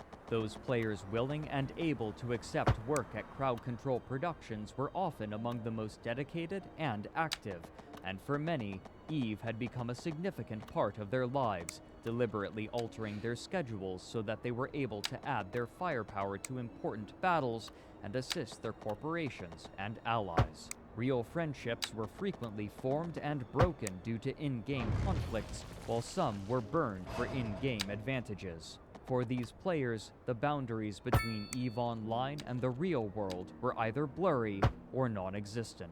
Yeah. When these players became developers, they gained access to the dev tools and commands. This power was too tempting for some, and they began to utilize these powers for their own ends, creating rare and valuable items for their corporations and alliances. For example, blueprint originals used for building ships and components were in extremely limited supply, as no new ones could be made, and so most people had to buy copies that would be consumed after only a few uses. Using commands, these player developers could create brand new blueprints for their corpmates and themselves. And that's a problem. CEO of CCP, noted during an interview for Down the Rabbit Hole that on 5 separate occasions, the problem had become so bad that he had to invite the offender into his office and offer them a choice: stop playing the game or stop working at Crowd Control Productions. Twice, the developer chose to leave the company so that they could continue playing. So great was the role of the game in their lives. It was with knowledge of these bad actors that, as Groen wrote years later, Syvok, leader of Ascendant Frontier and pilot for Steve the Titan, accused a Band of Brothers member of malfeasance. In an interview for a Swedish radio program translated for Empires of Eve, Syvok said, quote, "Suddenly, one of the CCP Interstellar News Corp ships just appeared out of nowhere and started to orbit my Titan. 2 seconds later, I was bumped offline, a total coincidence, I am sure, and about 3 seconds after that, so was my alt." End quote. Those who are more dubious of Syvok's claims noted that after a recent patch, it had become much easier to scan for Titans, and so, while finding Steve by pure chance was unlikely, it was still technically feasible. What precisely happened is contentious, and no definitive proof has been released, but however the location of Steve was divined, the leaders of Band of Brothers received word that Steve the Titan had been discovered, and they immediately gave the order to mobilize. In a matter of minutes, a cynosural field was lit at Steve's location, and the entirety of Band of Brothers' fleet jumped in to see Steve, alone, inert, and inactive. Immediately, the dreadnoughts went into siege mode and unleashed their payload into the hull of Steve, which could only wait placidly for the end. Steve the Titan exploded and was reduced to rubble. The first Titan to be built was now the first Titan to be destroyed. The members of Band of Brothers were ebullient, and soon the loss of Steve became common knowledge all throughout New Eden. To honor its death, Steve's ruined corpse would remain in the system of C9N TAC-CC where it was destroyed, so that players may still return to it and pay their respects. The death of Steve had made many players suspicious, but soon an event would occur that would unite all of New Eden against Band of Brothers, and more importantly, alter the relationship between the players and the company on a foundational level. Uh-oh. So, goddamn. Using insider knowledge to not only, like, permanently kick off the person on the Titan, but his alt as well. Oh my god. Private information on Goonfleet, going by Kugutsumen, approached them, offering to hack their enemies for free after his client from the Coalition of the South refused to pay him for his services. Among those targeted was Band of Brothers, and included with strategically important pieces of information, he discovered logs proving that one of the members of Band of Brothers was a developer and was granting his alliance rare goods. While some were dubious at first, CCP later confirmed that, indeed, the accusation was true. Hilmar Pedersen wrote on the subject in a public letter with dramatic prose. Quote, "Throughout our history, there have been a handful of cases where our employees or members of our various volunteer and partner programs have taken advantage of the proprietary powers they are granted through access and knowledge. These cases have been investigated, prosecuted, and judgment rendered. Usually the punishment has been quite simple: termination of employment. A pivotal case was uncovered last summer during a routine investigation of developer accounts.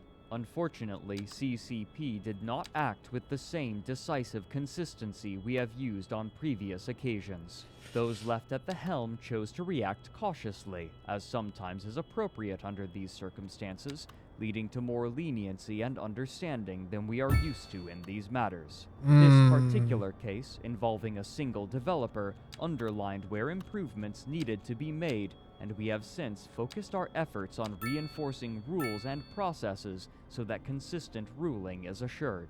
It is no trivial thing when corruption takes place. In our case, it's no different than the injustice of public servants in the real world feathering their own nests rather than ensuring the prosperity of the many.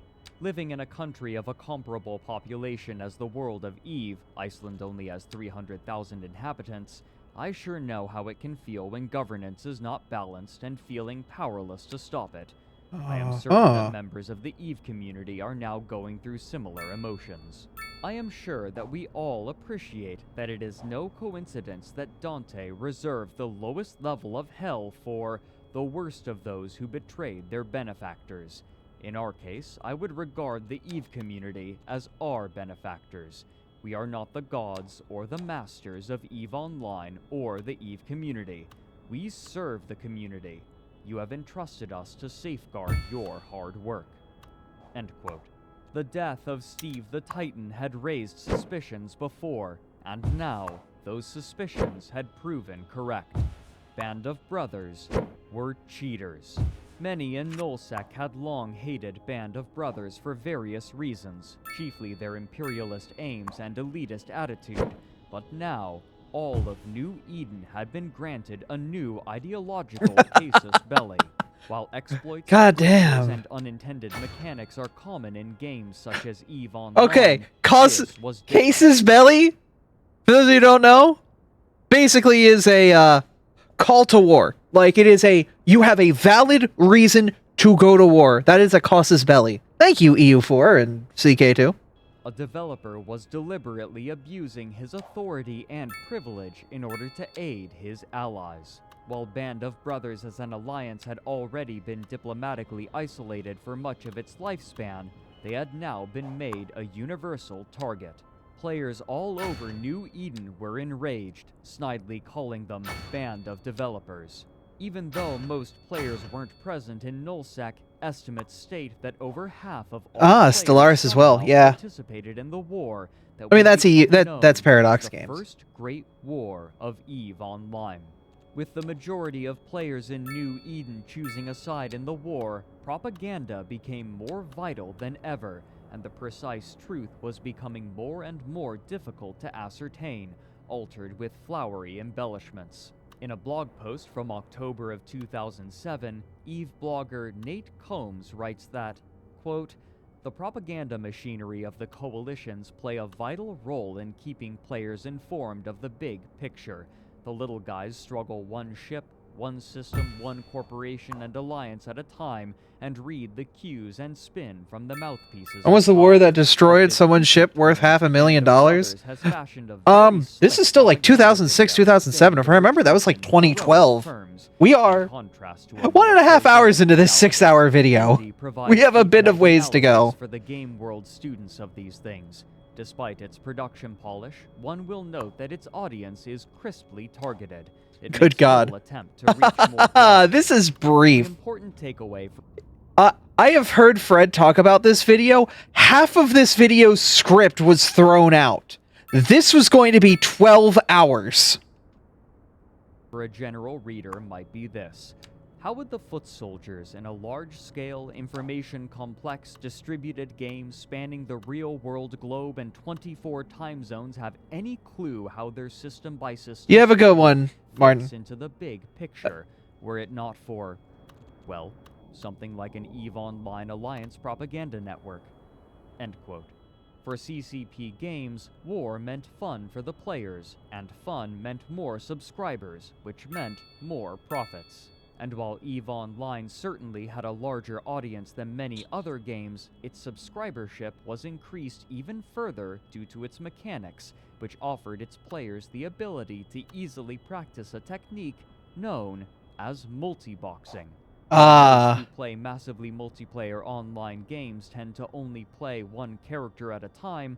Others will sometimes have the good old multiple accounts multi-box. that they will run at the same time in order to fulfill multiple roles at once. Compared to other games, EVE Online was particularly well suited to this method of play, since many of the most important functions, such as firing weapons and movement, would continue to run once activated and only required interaction when changing this function. Even if a particular character underperformed, it was almost always worthwhile to have multiple characters, rather than only one in any situation. This gradually became vital for professions such as mining and industry, whose activities were much more passive than combat. Mining and related professions mostly entailed approaching a resource node, I think because they're talking about 2008, 2007. This is an hour and a half. This is an hour and a half into a 6-hour video. The most effective way to scale was simply to have more ships, which meant multi-boxing. And so, it was common for players to have multiple windows with the same game open, each window running a different character. Even if a person could have multiple characters on the same account, each account was limited to only one of its characters being used at a time, and so, multiple subscriptions would be necessary. This meant that some people, rather than only giving $15 a month to play, were instead giving many times more. Some of the most dedicated players would, and do, run over 10 characters simultaneously. Given the dedication of space game players and their relatively higher age bracket, the proportion of multi-boxers was likely much higher compared to other MMOs. What's more, word of the war was continuing to grow the player base, and CCP's business prospects were looking better than they ever had. While the precise player count is difficult to ascertain, the total numbers of subscribed accounts had, according to the company, surpassed 300,000.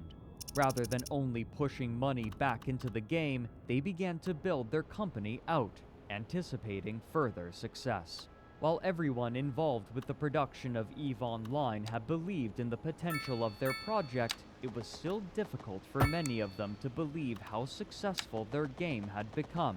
But the executives at the company wasted no time looking for ways to grow the IP, both to capitalize on the success of the game and grow the resilience of the franchise to compete with other MMOs. In 2004, World of Warcraft had been launched by Blizzard Entertainment, developers of numerous well-regarded games such as StarCraft, the Warcraft series, and the Diablo series. And much like their other titles, World of Warcraft, known as WoW in shorthand, was a massive success upon launch, and even as the years wore on, its subscriber count was only growing. There was some speculation about whether or not WoW would swallow the entire market. The foundation of these fears is dubious. World of Warcraft and EVE Online occupied drastically different niches. WoW is what is now known as a theme park MMO, guiding the player through a series of set pieces. Theme park MMO. And progression. EVE, in contrast, is known as a sandbox, granting the player a variety of tools and the decision of what they wish to accomplish with these tools. Similarly, while players of any particular character I guess 14's a theme WoW park will MMO, huh? typically only be seen with others of the same level bracket, it's commonplace for a fleet in EVE to be comprised of players with widely different character skills accumulated. Still, there was a significant fear that the harsh and hostile nature of EVE would push players into the much more inviting World of Warcraft. The dedicated EVE player base took to referring to WoW pejoratively. An oft-repeated insult was that an EVE player leaving for World of Warcraft increases the average IQ score of both games. But soon, Cloud Control Productions would begin competing with Blizzard in an entirely different way. In 2000...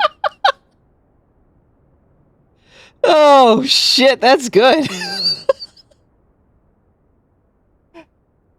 Oh fuck.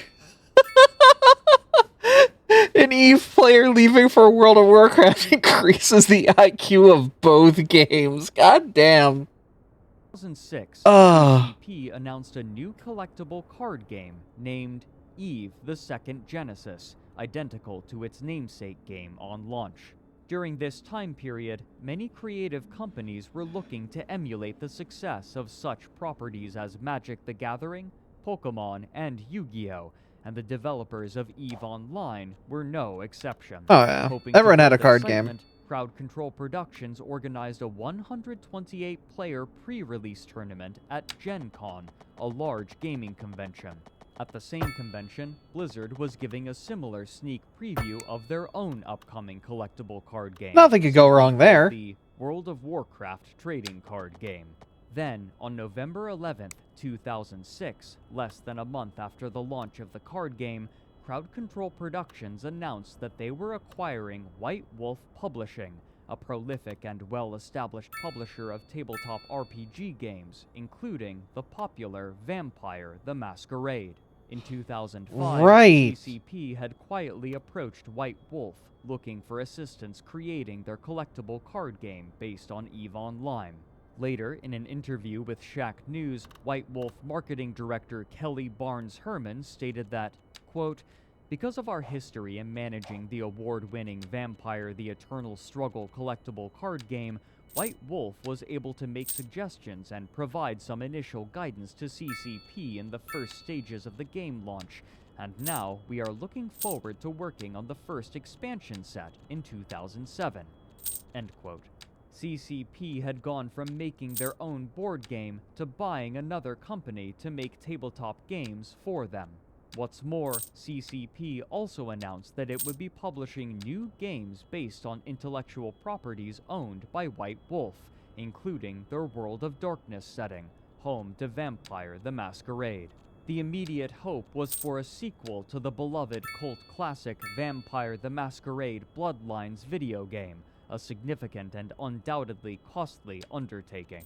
But a new Bloodlines game would not be as ambitious as another project that they were about to announce. In 2007, CCP announced a new massively multiplayer online game based on the White Wolf IP, simply titled World of Darkness.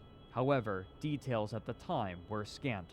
In an interview with Eurogamer, CCP's marketing director Magnus Bergson said that, quote, "We're not really hiding any information about it, we just don't know the release date yet. The actual design and exactly Hell of a way how to put it's it. going to be is being created right now, so when we actually know all of that, we can guesstimate how long it's going to take. We don't know These shit about games this typically game we're take 4 making, or 5 but when years we to do, we'll make. tell you. I don't think this is going to be any different." End quote. Now, as CCP were attempting to balance and progress EVE Online, they were also responsible for the development of an entirely new MMO. However, this God wasn't damn. the only new major project that CCP would announce. At their annual EVE FanFest celebration in November of 2007, the company showed a trailer for a massive update to the game that they called Ambulation. This future update promised players the ability to exit their ships in stations and meet one another. in the Right. game I face to remember face, that. something I remember could that being potentially make the huge. game far more immersive.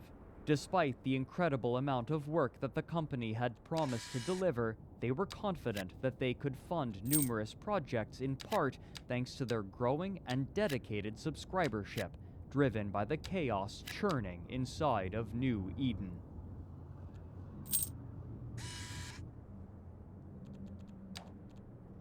I remember the internet freaking the hell out about that. As the wars in Nullsec raged and EVE's player base grew, reporters within the gaming industry were beginning to take notice. Consistently, stories of battles with dozens, if not hundreds of players were beginning to leak out into gaming forums and early social media websites. Those hearing about such battles might have acknowledged mentions of the struggles with lag and server instability with which fleet commanders constantly had to contend, but such complaints were quickly forgotten when the scale of certain battles was shared. Fleet commanders had learned not to take such large fights unless absolutely necessary due to the chaos introduced by such numbers, but their rarity only made them more tantalizing.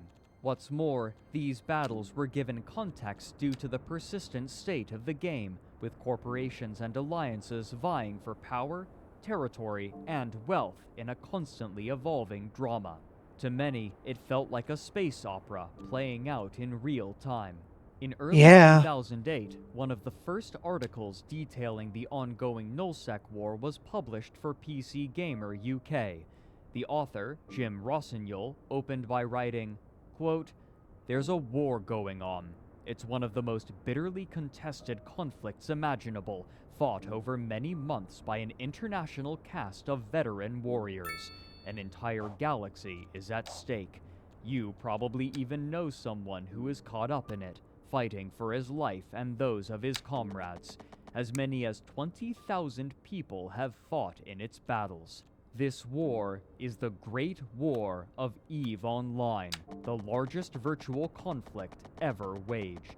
Unlike the 20-minute conflicts that characterize other multiplayer games, this is a deathmatch that has taken place between fleets of hundreds in a continuous process that has lasted years.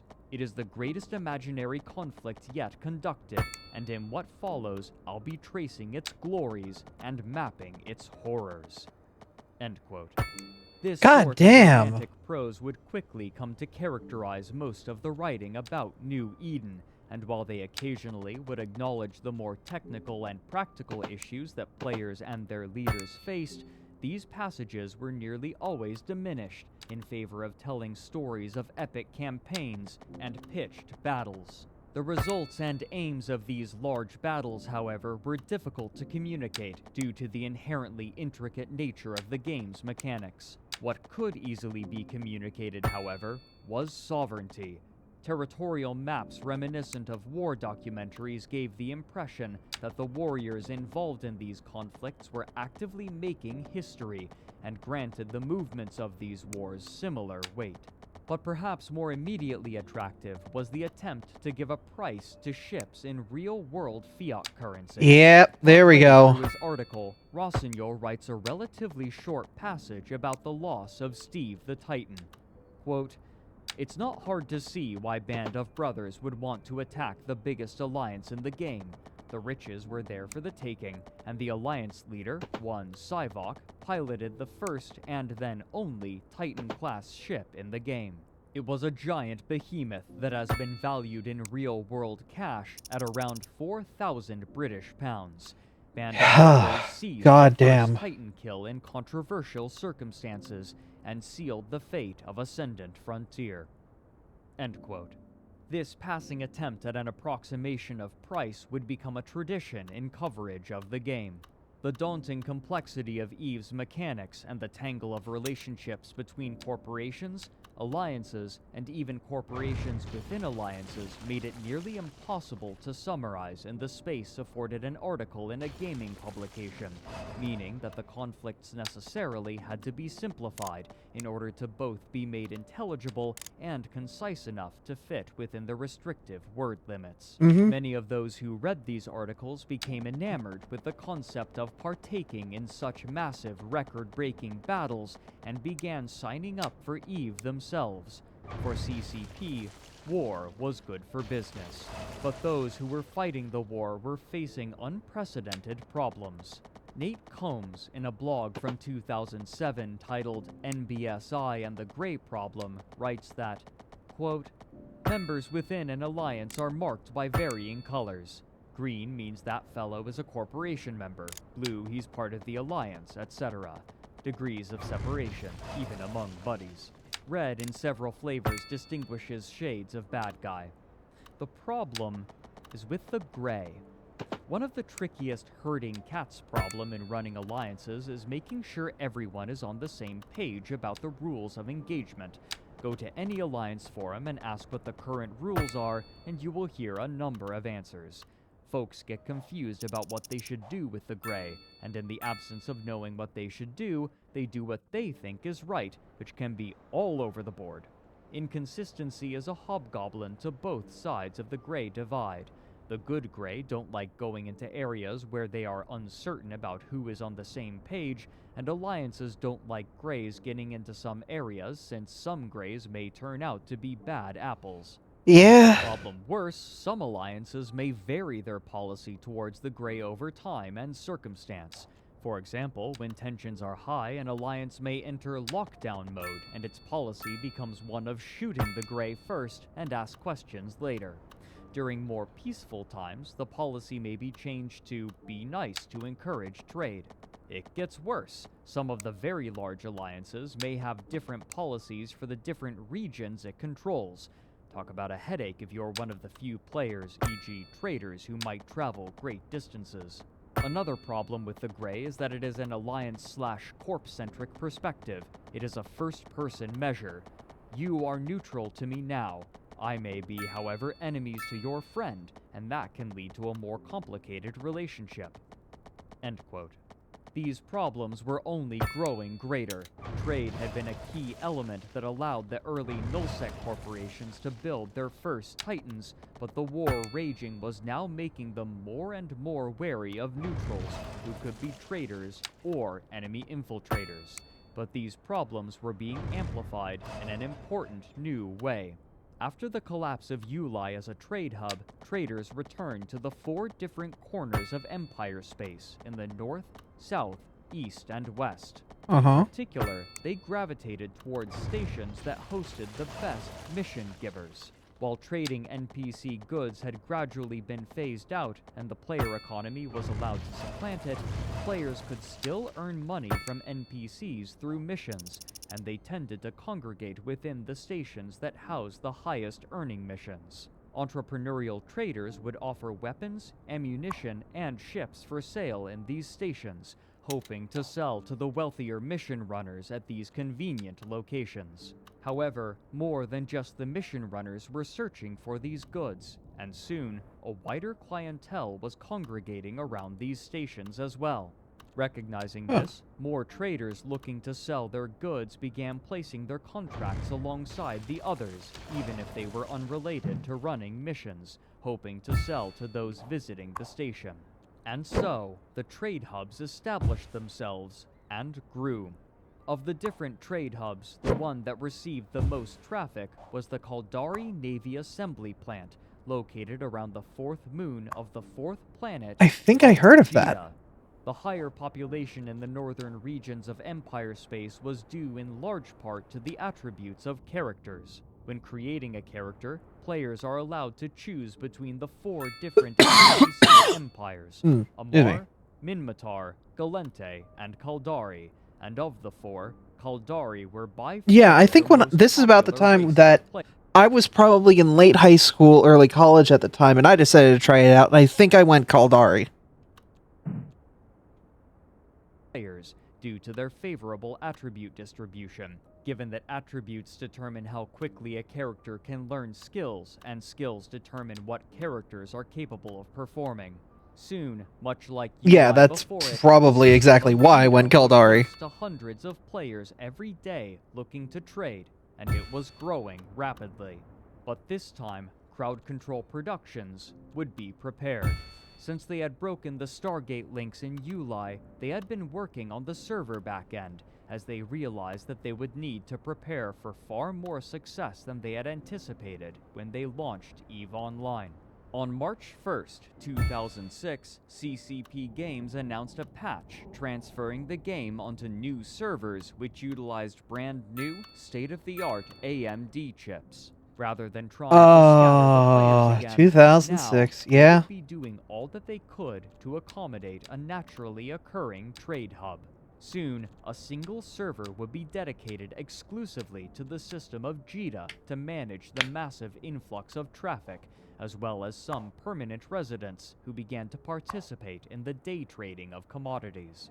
With trade now Day being allowed to traders. continue, this also meant that if a particular commodity crashed, then it crashed for everyone in the game at once. Thanks for the burger. With little recourse. But while this new trade hub was located in Empire Space, its establishment significantly affected the culture of Nullsec. The northern regions had always been wealthy due Day to trader natural jump scare. resources Ugh. and general proximity to HighSec, but the emergence of Jita guaranteed much easier access to what would soon become the undisputed center of the economy in New Eden, given that Jita was less than 10 Stargate jumps away from the nearest northern Nullsec systems. Trading between Empire Space and the northern regions only became easier as time passed. But the inverse was true for the southern regions. The distance between Jita and Del, for example, was many times longer, and where they once had been able to trade with Empire Space easily, they now had to travel much farther to sell their goods. As time passed, those Nullsec alliances living in the south would begin to develop their own internal economies. Leaders would encourage their alliance members to trade exclusively with one another, in many cases creating not only an economic but a cultural divide between the players in the southern regions and the players in the rest of New Eden.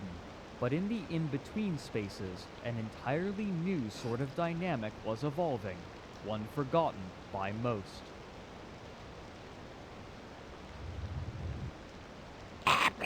Oh, God.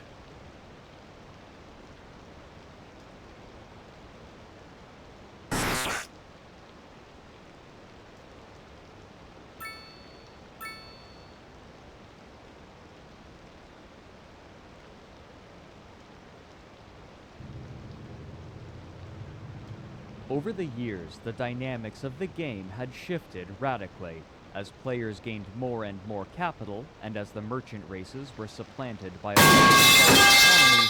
Y'all having fun?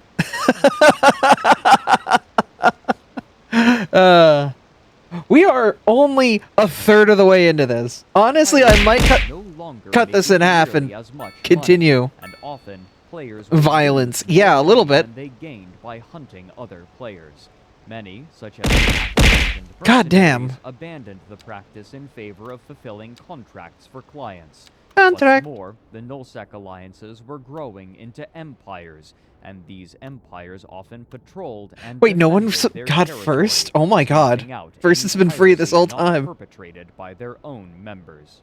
The only space left for these players was low security space, or low sec, but when they moved, their paradigm gradually began to shift.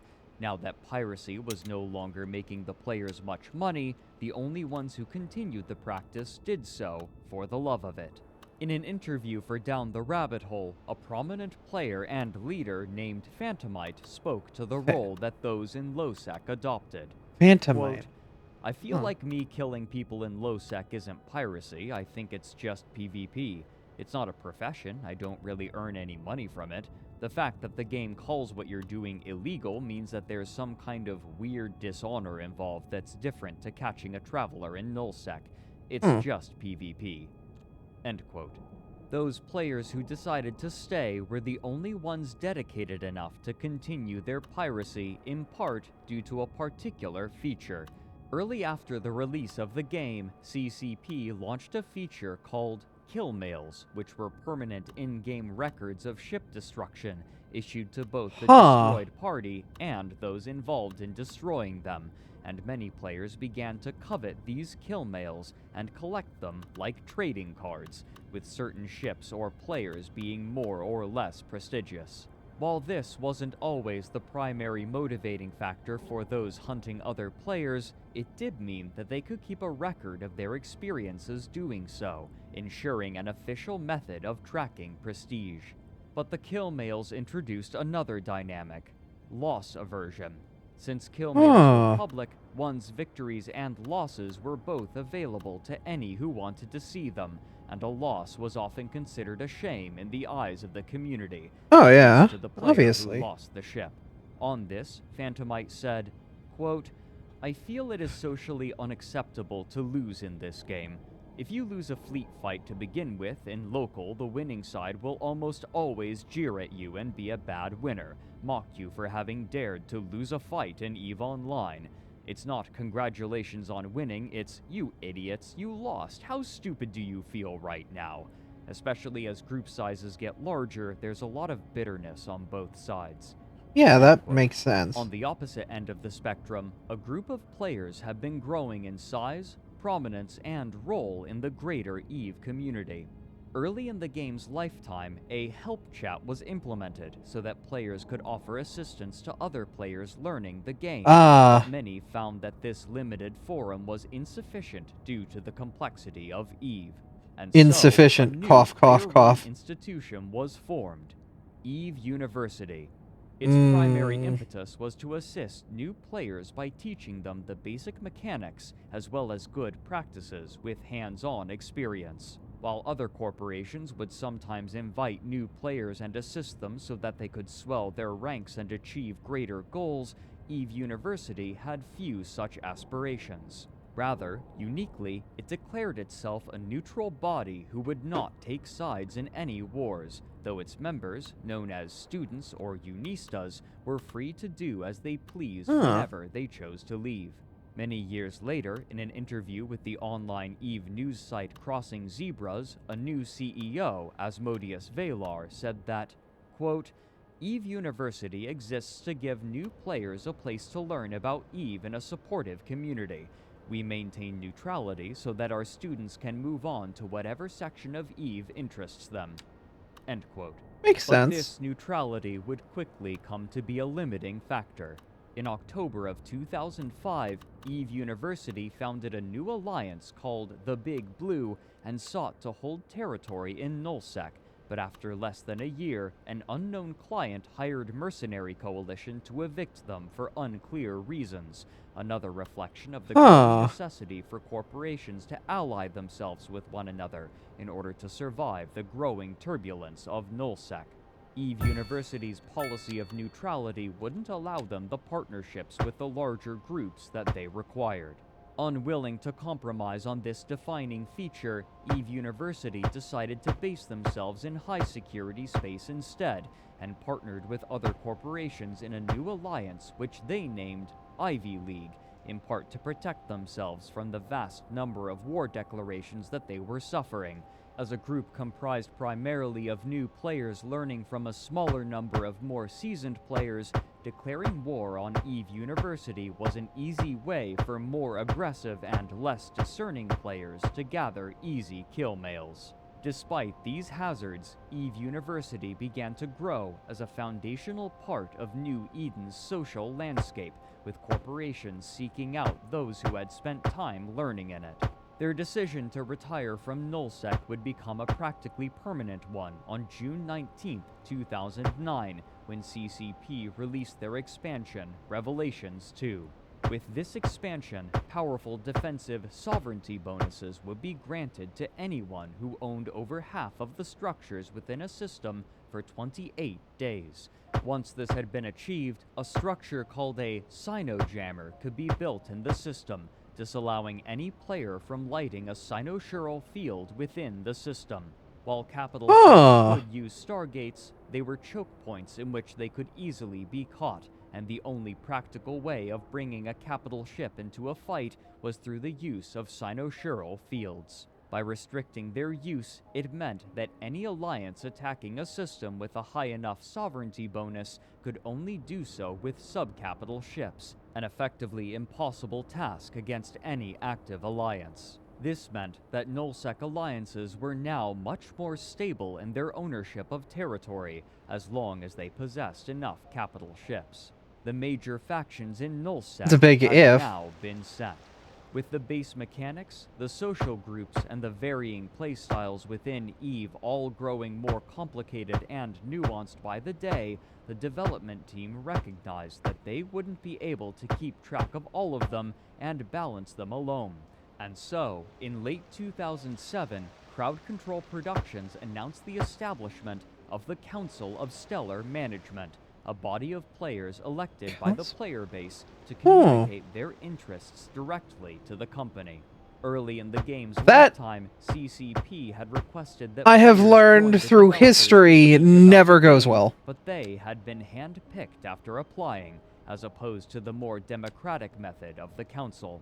Of the 97 applications, 33 were rejected for varying reasons, including behavioral and technical, leaving 64 to be voted on by the community in a first-past-the-post system, where the 14 players with the most votes would be elected. A PDF document written That by is a popularity CCP contest. Representative Petter Johannes Oscarsson details the role and responsibilities of the Council of Stellar Management, but not before spending over half of the document on what he called a comparative analysis of real structural social evolution with the virtual society of EVE Online. In the opening paragraphs, he wrote, quote, "The only consensus in the study of socio-cultural evolution is that no single theory can aptly describe the universal development and progression of any society. Myriad factors ranging from geographical location to religious beliefs and even weather conditions, prevailing or roguish, all complicated the analysis. Introducing the most subtle variable could drastically alter the course of two societies that would have otherwise evolved along similar paths. Thus, it is these general paths, or unilinear milestones, that this paper will draw real-world comparisons from.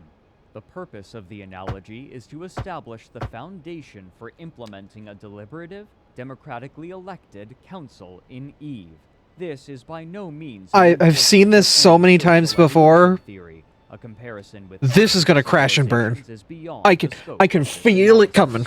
But it will demonstrate the striking similarities between this theory of real-life societal development and the virtual society evolution of EVE, while also relying on one key assumption about individuals in both realms, that they are motivated by the pursuit of value, the core of which is driven by their instinct for survival. The pursuit of value! While this document was likely meant to help instill within the EVE community the impression that CCP was taking seriously their responsibilities toward the game, it also illustrated the divide that was growing between the players and their game world's caretakers, despite their attempts to the contrary.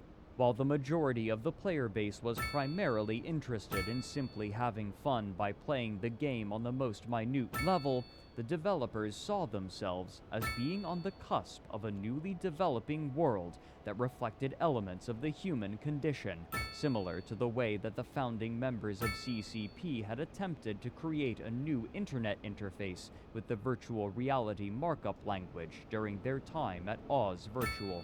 Oscarson wrote in the document that, quote, "Until now, comparisons of political philosophy and social structures in the virtual world have been drawn from parallels with the real one. But it cannot be stressed enough that today, with this many people comprising the civilization of Eve and the potential ripple effect of any change in the way this society is governed, further legislative applications based mostly on CCP's interpretation of the real world are likely to cause more harm than good. To achieve continued success, Eve's society must be granted a larger role in exerting influence on the legislative powers of CCP. Governance of virtual worlds is a unique endeavor. There is no precedence to follow." End quote. The responsibilities for the Council of Stellar Management were more than might typically be expected from a group of player consultants, which perhaps helps to explain the small number of applicants. Quote, "At least twice a year, CCP will convene multi-day summit meetings in Reykjavik. In addition, each year CCP holds its FanFest convention. 7 members of the CSM attend these events in person. Council terms will last 12 months, and elections will follow the expiration of each term.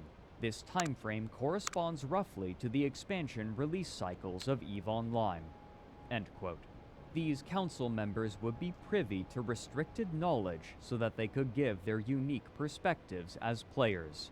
What sort of effect they would have on the game, however, was yet to be seen. The importance of Yeah, I could feel that communication one. with the player community was exemplified by the proliferation of player-made tools that were seeing widening popularity. On July 22, 2008, a player going by the name Wolari created a post on the official EVE forums in which he announced the release of a map of EVE Online named Dotland. Quote, "In the last weeks, I created a system to arrange and generate region maps for EVE. After some hard work on the backend and positioning the systems, I can finally announce a new type of EVE regions maps. The maps are focused to be clean and easy readable with the most important informations for fleet roaming and planning. They contain daily sovereignty and outpost informations for your favorite 0.0 space. Also, occupancy informations for the new factional warfare are included." End quote. What's more, this tool would be offered for free to any EVE player who wanted to use it, hosted on its own website. Importantly, this map wasn't updated manually. Rather, it pulled information from EVE Online's backend servers in order to update it, meaning that they would update in real time, and Dotland's maps would quickly become the standard. And when players wanted to share maps of EVE Online with one another, rather than using the in-game map, the clean, clear maps on Dotland would almost always be used. This was far from the only tool developed by players to help others play the game. In 2006, a group of resourceful coders had released a tool which they named EveMon, which acted as a way to manage a character and plan their ever-important skills, which restricted what a character could do and what sort of innate bonuses they wielded. Like Dotland, EveMon pulled information from the back-end servers of EVE Online, allowing players to see aspects of their character such as their skills, their stats, their total skill points accrued, and their ISK balance, all without having to open the game. These sorts of tools helped further erode the feeling of separation between the game and real life, since the game world could be reflected in places other than the game window. Rather than fight these tools, CCP supported their use and would sometimes even showcase them on their website. It was around this time as well that the listless and much poorer pirates in low security space would be given a new purpose. On June 10, 2008, CCP released the expansion Empyrean Age. Among the other changes, the one that attracted the most attention was the introduction of a new opportunity for players called factional warfare. After signing up to fight for one of the 4 in-game non-player empires that ruled over high-security empire space, they would be given objectives in low-security space to capture in the name of the empire that they had chosen. But importantly, they would not only be fighting against NPCs, they would also engage other players who had sworn allegiance to a different enemy faction. In this way, players in Empire space could fight with other players in a structured yet accessible fashion. While factional warfare itself held little interest for the pirate corporations in LowSec, it meant that far more players would be ushered into their domain. As the less experienced players from HighSec wandered into LowSec in order to complete their objectives, roving bands of low-sec pirates would catch individuals and small fleets unaware, swooping in to rapidly dispatch those looking to engage in factional warfare. These pirates had become a part of the landscape of low-sec. Yeah, that's easy pickings, isn't it? Of unavoidable danger to the game, and the introduction of factional warfare had reinvigorated them. Evading pirates was a skill in which traders and industrialists prided themselves, and it was common to hear such peaceful players breathlessly recount their experiences avoiding and outwitting them. But soon, the game would see an addition that would further complicate it, crossing the border between the real world and the virtual world of New Eden in a way that would eventually make its dealings the subject of international attention and awe.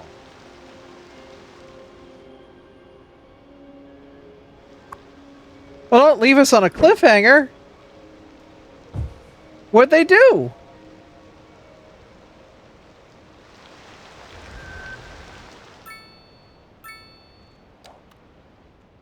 In November of 2008, CCP announced the release of a new form of currency. As was common practice, players could either buy cards at local stores or have cards mailed to them, which they could redeem to extend their membership, allowing them continued access to the game. For EVE, much like other games of its kind, the monthly fee was $15, with discounts when bought in larger increments. However, CCP was now offering a new function for these cards. When a player bought one, they would now have the option to either redeem it normally and use it to lengthen their subscription, or they could instead exchange their card for a new in-game item called a Pilot's License Extension, or Plex, at an exchange rate of 1 Plex per month of game time. If they chose the latter option, an in-game item would appear in the hangar of the station in which one of their characters was docked. This Plex could then later be expended for the subscription if the player so chose. For the player who used the Plex in this way, it simply added an extra step to the process of renewing a subscription. But there was one major, important difference. Since the Plex was an in-game item, it could be bought and sold on the player market, and whoever bought the Plex could redeem it for their own character, meaning that a player with enough in-game money could effectively pay for their subscription by buying Plex from other players with in-game money. The most obvious effect was that it gave many players a goal: make enough in-game money to pay for their own subscription month to month by buying Plex from other players. Yeah. Playing for free. But for those on the outside looking in, it gave something much more important. Game subscription. It means that in-game money has a real-world value. Hard linked. And offered 2 months of subscription, which meant that they could be redeemed for 2 Plex.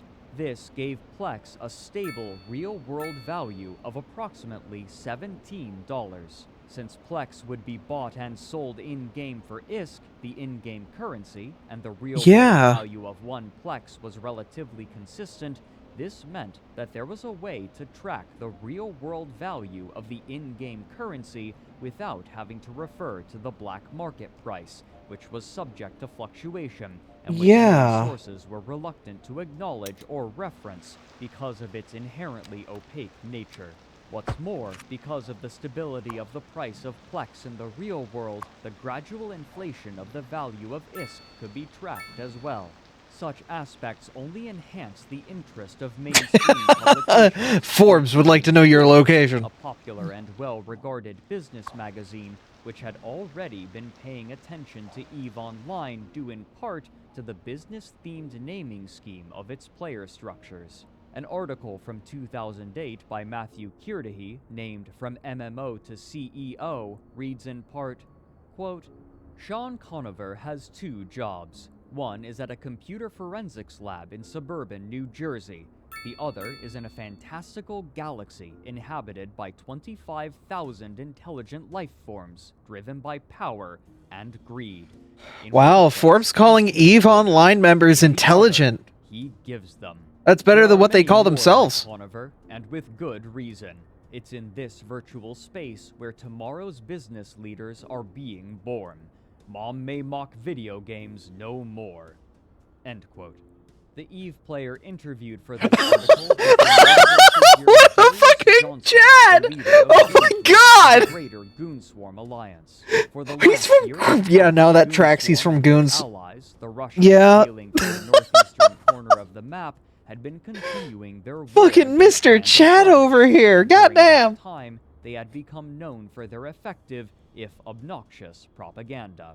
Beyond the posters, which were often photoshopped versions of World War II propaganda posters, the Mittani had taken to regularly posting on his blog about the war, both to rally the goons and What crazy things I missed? They might have accidentally linked real-world currency to the value of the game stuff, and now we're seeing what the repercussions of that is. And by accidentally, I mean intentionally. This meant that as publications such as Forbes and The Guardian wrote about EVE Online, it was often through the paradigm and context of the goons. External news outlets also helped to personalize the leaders. Furthering Kirdahy's article, he writes, quote, when Conover gets home from his 9-to-5 job, he logs onto a virtual world as Darius Johnson, Chief Executive of Goonfleet, a corporation comprised of more than 2,800 players in EVE. The leadership experience has challenged... Forbes is talking to Goon! What the fuck? He wrote about economics, employee That's so morale, fucking production, absurd! training, and even a succession plan, which he's devising. After all, the next guy has to be able to weather the storm, too. End quote. In particular, the term failure cascade had become common in New Eden, popularized by the Mittani and quickly adopted by news outlets who were already heavily reliant on his writing when discussing EVE.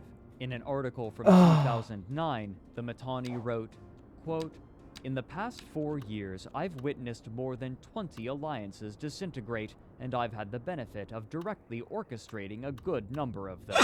Better than just hammering at them from the outside, I've been able to witness the process from the inside concurrently by way of I have spy network. internally screwed over so many people's lives.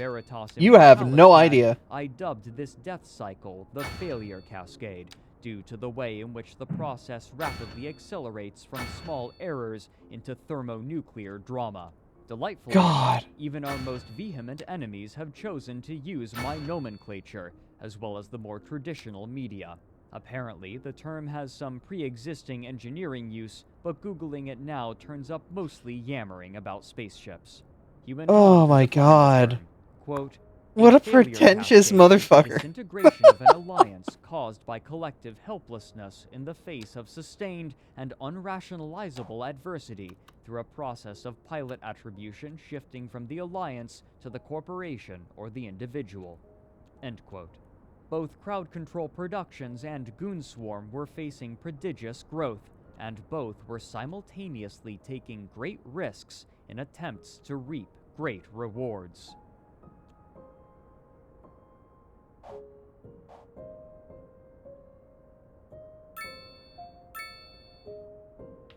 God damn. The GMs had to do a weak roll pack to pull the money value of the money back. Oh my god. The fact that, like, Forbes is talking to Goon Squad. Bunch of kids from Something Awful. It It's had writing, been like, over 2 articles years about it. since Goddamn. the death of Steve the Titan, and still the war in Nullsec continued, involving every major power. And after numerous movements of the battle line back and forth, Band of Brothers had been pushed all the way back into their home region of Delve.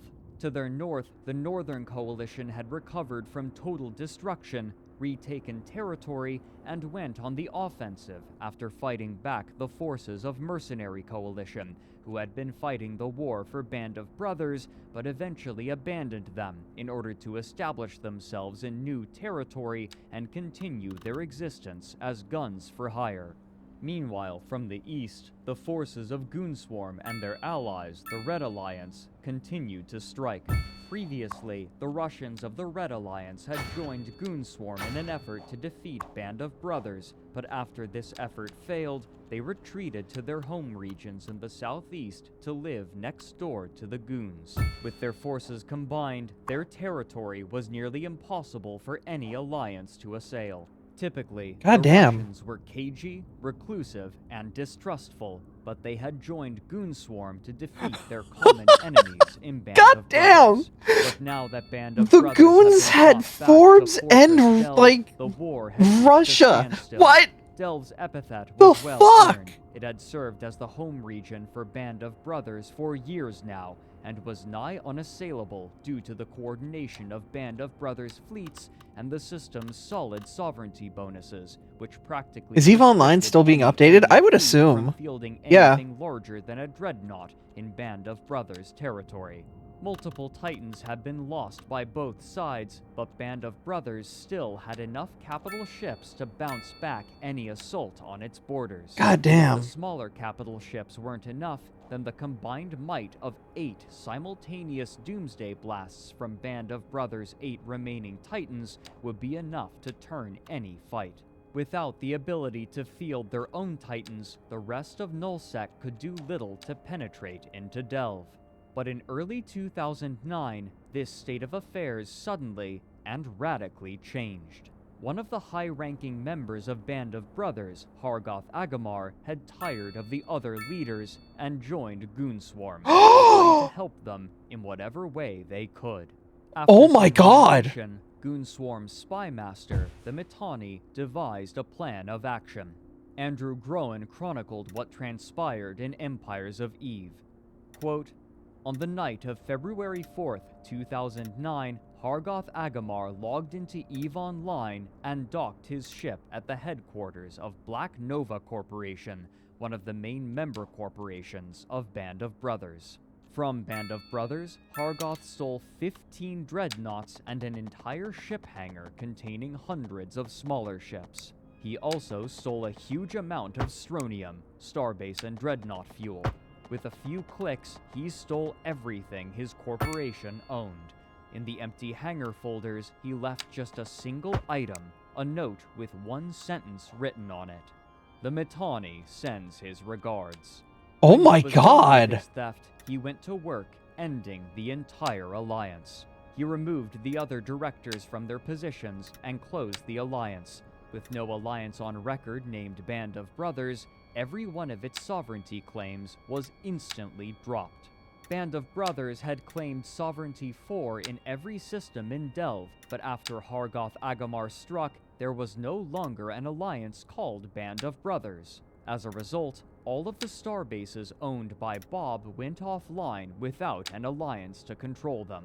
Their capital systems were no longer invulnerable, and they had no way to stop enemy alliances from bringing heavy artillery right into the heart of Band of Brothers' empire. End quote. The rest of They could New just Eden walk now in! had a 28-day window to capture enough territory to prevent Band of Brothers from regaining their sovereignty, but only Goonswarm was in a position to capitalize on this, and simply destroying Band of Brothers was no longer enough for them.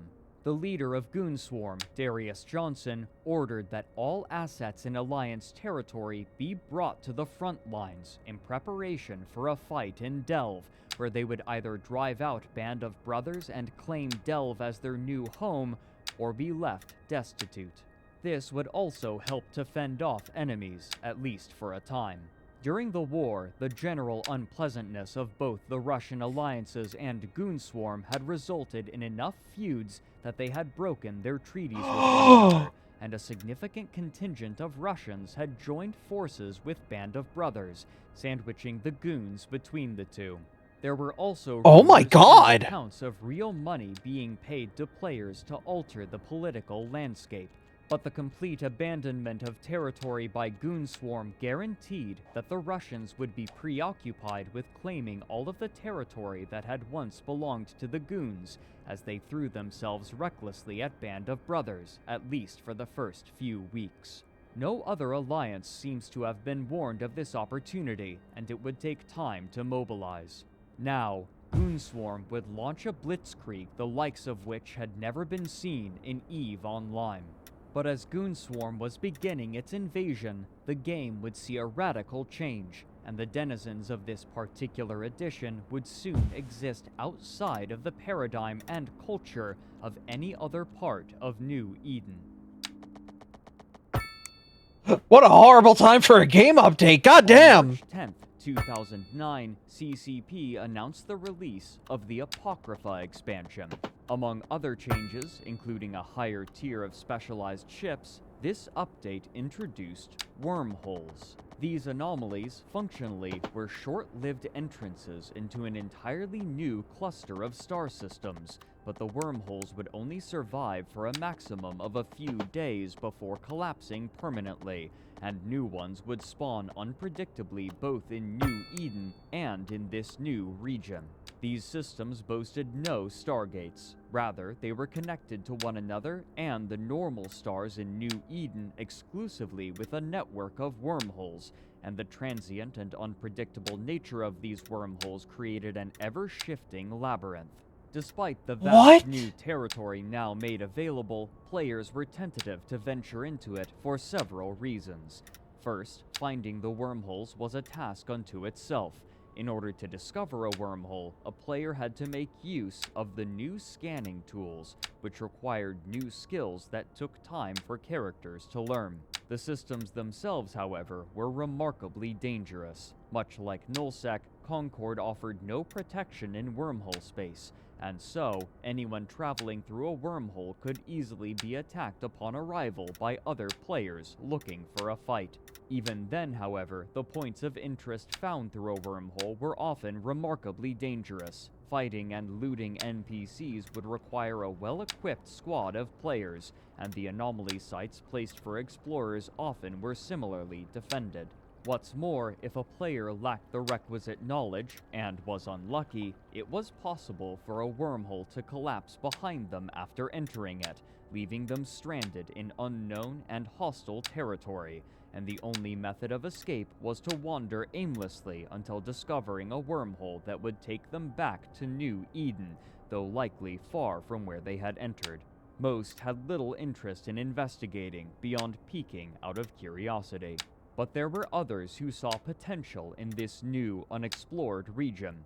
Though the danger in wormhole space was higher, the materials there were commensurately valuable, as the gases required to make the new highest-tier ships could only be found there, and so mining gas clouds became an important, if small, part of the EVE economy. Paradoxically, due in part to the random nature of wormholes, gas became a reliable resource, as it was difficult for aggressive players to attack others harvesting gas. Much like wormholes, gas clouds would spawn randomly and had to be scanned down with probes before their location was revealed, meaning that a reasonably attentive gas miner could spot the probes with a directional scan and escape long before any danger manifested. Beyond these more systemic limitations, there was another hard limitation that restricted the use of overwhelming force in wormhole space. No big ships? Themselves could only accommodate ships below a certain size, and after a certain amount of mass passed through a wormhole, it would collapse, meaning that the massive fleets and large ships wielded by the Nullsec powers were practically useless in this new, chaotic region. The ease and safety with which gas could be harvested, and the difficulty that established corporations would have utilizing their vast wealth and resources, meant that this territory was far more accessible to less wealthy players and corporations, in contrast to Nullsec, which was now crowded with belligerent and exclusive factions. Most large corporations were also still embroiled in the ongoing war against Band of Brothers and had few resources left to engage with wormholes. Given this and the wide breadth of territory now available, smaller groups of players began to move into these wormholes and establish presences there, deploying starbases and storing fleets of ships. Those Yeah, putting a starbase in a wormhole. given a simple Goddamn. moniker: wormholers. The interests of these early wormholers. Hey, varied baby, you and me widely, want to use some but all of them wormholing? were inspired by a sense of adventure and the excitement of uncertainty. Many took the time to explore this new space and study the rules by which it functioned, and over time, the players were able to divine certain patterns. For example, many wormhole systems had what they called a static hole, which would always link to the same kind of system. A static high-sec hole, for instance, meant that there was always a wormhole leading to high-security space in the system, and if the one leading to high-sec collapsed, then another would take its place, leading to another high-security system.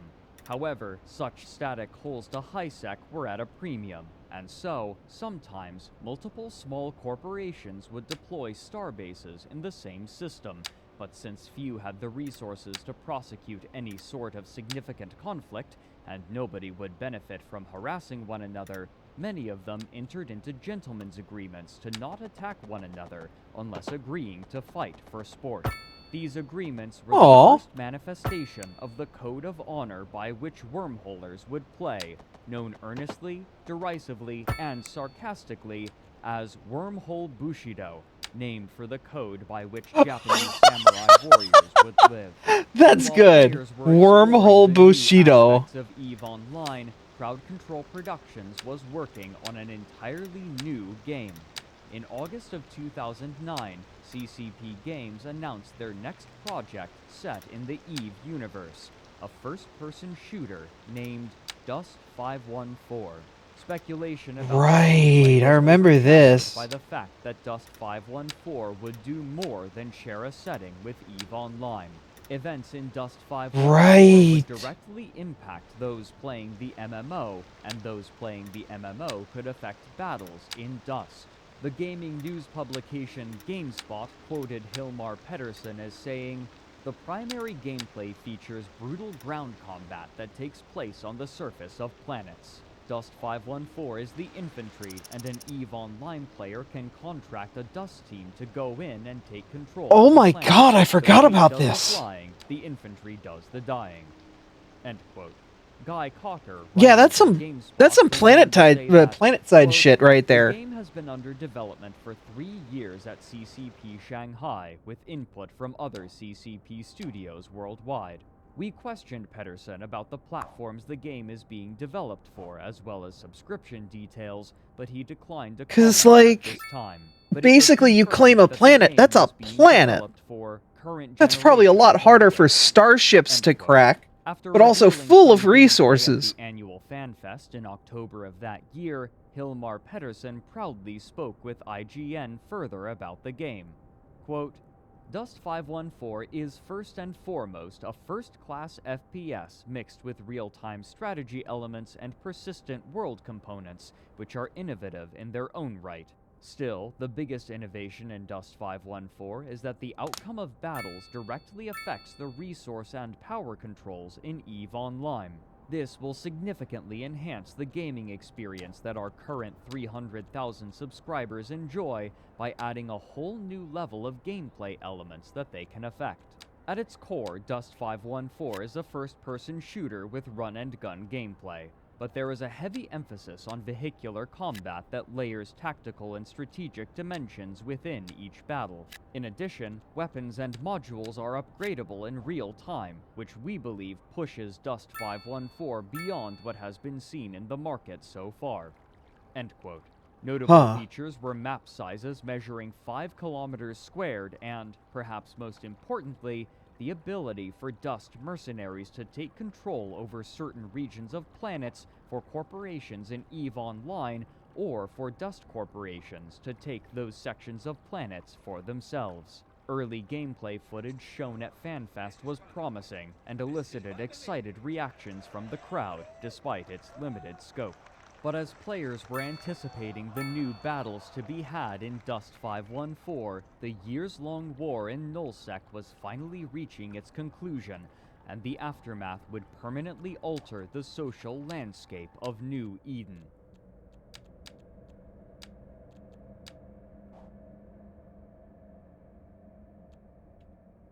God damn. After such an extended period of direct conflict, the alliances in Nullsec had grown skilled at husbanding their resources and managing their fleets, the latter of which had grown into affairs often involving hundreds of people on both sides. This new method of waging warfare placed greater importance on management rather than moment-to-moment battles. But managing such a vast Wars of number attrition. players was a Yeah. difficult task. Unlike an army of professional soldiers or paid employees, the people who comprised the fleets in EVE Online were playing in their spare time, and the most effective way to form a fleet was for the fleet commander to put out a call to their alliance, asking for people to join for a potential fight. The number of people who joined was never certain. The attendance of individuals could change due to real-life factors, interest in the upcoming battle, or simply due to the waxing and waning of engagement with the game, making morale a key factor to the cohesion of alliances. If morale dropped low enough, then people would simply not answer calls for fleets or even leave their corporations entirely. If a corporation leader lost faith in their alliance, then they could take their entire corporation with them when they left. Despite the overwhelming importance of morale, the most effective ways to wage war in EVE Online were often far from entertaining for the individual. It was common for a fleet commander to call for a fleet, form up in position, move from location to location, or even keep the fleet stationary for hours, and then disband the fleet due to a lack of need. As fleets grew more expensive and the need for strategic dominance prevailed over the desire for action, the impetus to engage in equal fights or even slightly favorable fights diminished due to loss aversion, and given the responsibilities bestowed upon fleet commanders, there was little incentive to risk the large ships now demanded by war. This loss aversion worked similarly for the individual player as it did for the corporation and alliance. Few people would be willing to risk their most expensive ships in a large fight where they had little say in the outcome. A player who lost a capital ship once may simply have decided that it wasn't worth the risk of joining a fleet. To mitigate this, many corporations enacted measures called Ship Replacement Programs, or SRPs. When a player lost a ship while participating in operations with the corporation, they could submit a claim and be reimbursed for their loss. either in part or in Insurance? full, paid with the money gathered from passive income, such as moon mining. This passive income was part of the reason why Band of Brothers could fund such an extensive war while fighting on multiple fronts and maintaining morale. But now that Goonswarm, through subterfuge, had eliminated the sovereignty that insulated Band of Brothers from its enemies, it would soon become nearly impossible to maintain a solid line of defense for its vulnerable economic center. What's more, Goonswarm had ensured the morale of their members by abandoning their own territory and claiming that of Band of Brothers as their own, drawing from the classic Chinese treatise The Art of War. As translated by Lionel Giles, one prominent section reads, quote, "Throw your soldiers into positions whence there is no escape, and they will prefer death to flight. If there is no place of refuge, they will stand firm. If they are in hostile country, they will show a stubborn front." End quote. It is with this tenacity that Goonswarm descended upon the territory of Band of Brothers, striking at all constituent corporations at once, attempting to break their will before the sovereignty bonuses returned and once again made invasion impossible. This would be expedited by a massive mistake made by Band of Brothers. Andrew Cohen details the mistake in Empires of Eve. Quote, Band of Brothers ordered every one of its capital ship pilots to log off at an open NPC-controlled station in PRTAC 8CA in Delve. However, Goon Swarm spies found out about the massive stockpile of warships and called in their allies to organize a massive blockade of the station. They were able to surround the indestructible NPC station, trapping every last one of Band of Brothers' dreadnoughts and carriers inside. The blockade around Band of Brothers' fleet held for 30 days straight. End quote. They got By locked the time in. The Russians came to assist, it was far too late. Delve now belonged to Goon Swarm, as did its vast natural resources, and this readjustment of power would come to shape the game in ways that players could scarcely predict. But even as the massive war in Nullsec was finally calming, Crowd Control Productions was planning massive additions and adjustments, one of which coincided with the end of the war in Delve. Up until the end of 2009, the presence of a Titan on the battlefield was overwhelming and oppressive due to the sheer power of its Doomsday weapon, capable of destroying nearly any non-capital ship in a 500-kilometer radius, centered on a point of the pilot's choosing. Often, when a Titan arrived, the existence of anything smaller than a dreadnought was invalidated.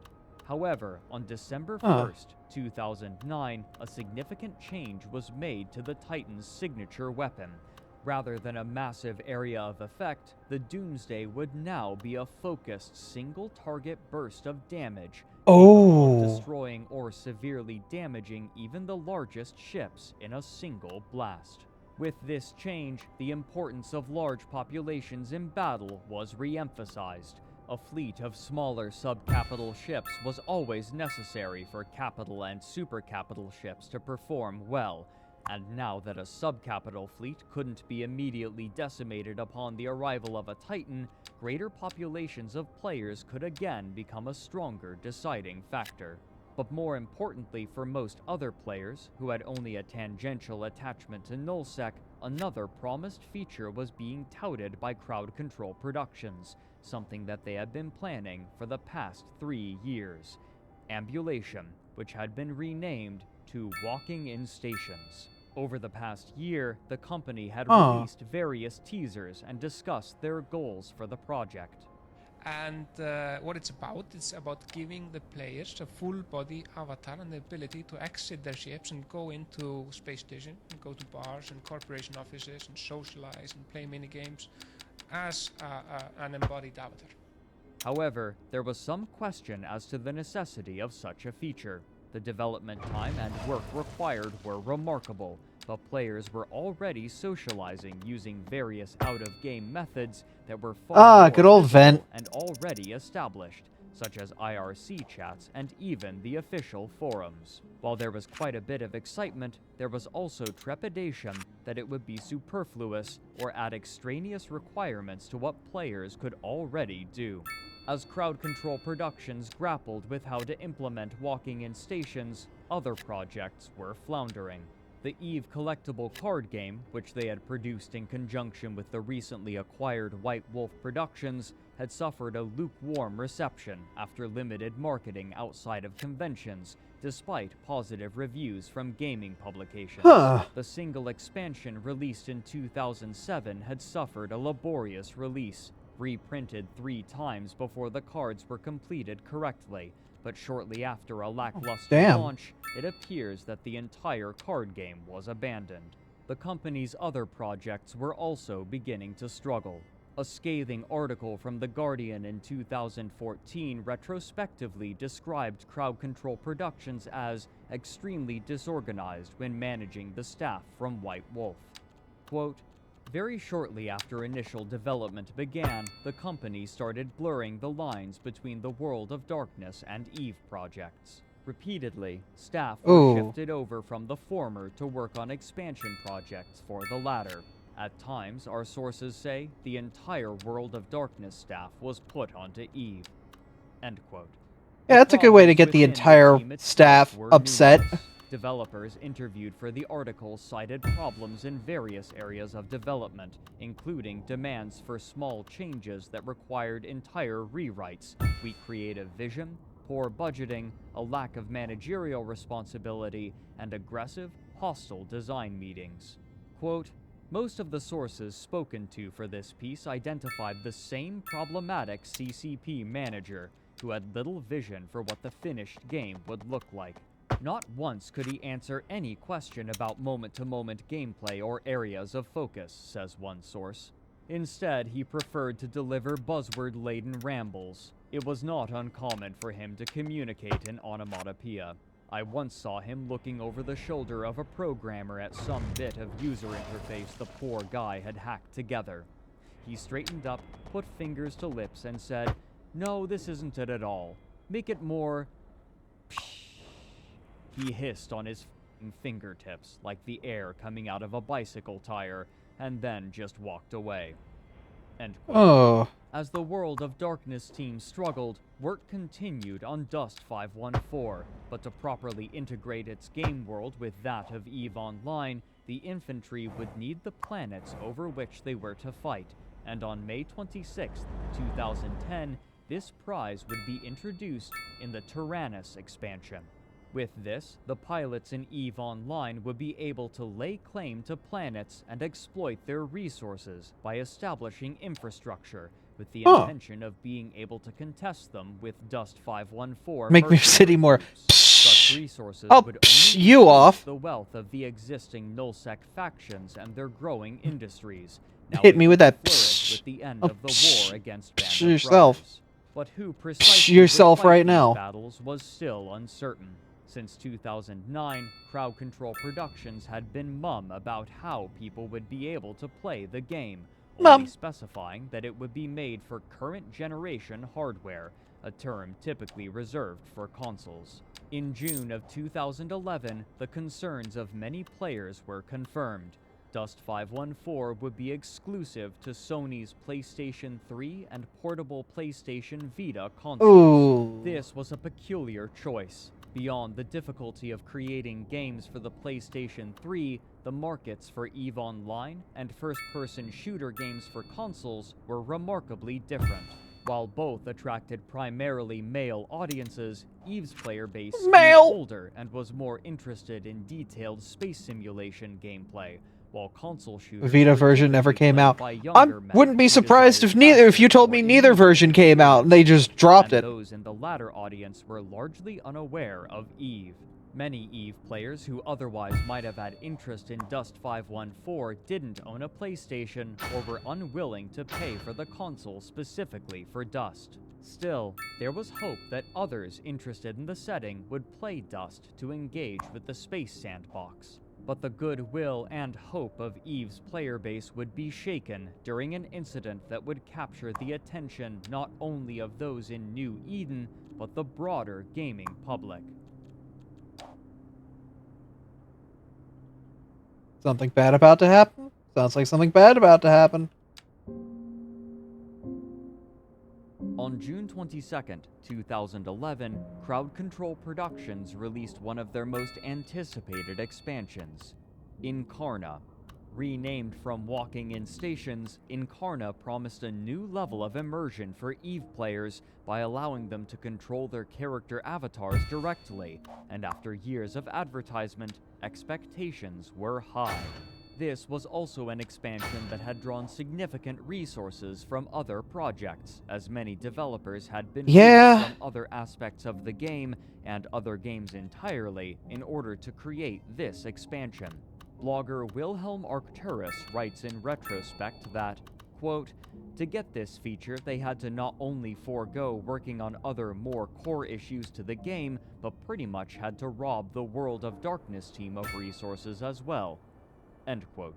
But the immediate reception to the new additions was mixed. Many of the features promised with Incarna were missing to be added at a later date, and what was made available, while tantalizing, was paltry compared to the scope that Crowd Control Productions envisioned and had projected onto the player base. The two main features were a new, robust character customization process, which players could use to update their avatars, and the Captain's Quarters, which acted as a replacement for the efficient menus that players once had in their hangars. Instead, Oh. players were now required to ambulate their character models through a special room where finicky menus could be activated. In a game where menuing accounted for much of the experience, this significantly slowed the process.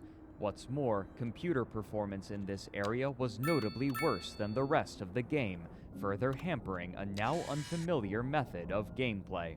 The Yeah, loneliness that'll of do the it. space was heightened by a locked door that promised to one day be opened so that players could enter the rest of the station and interact with other players outside of their ships in bars, clubs, and others' rooms.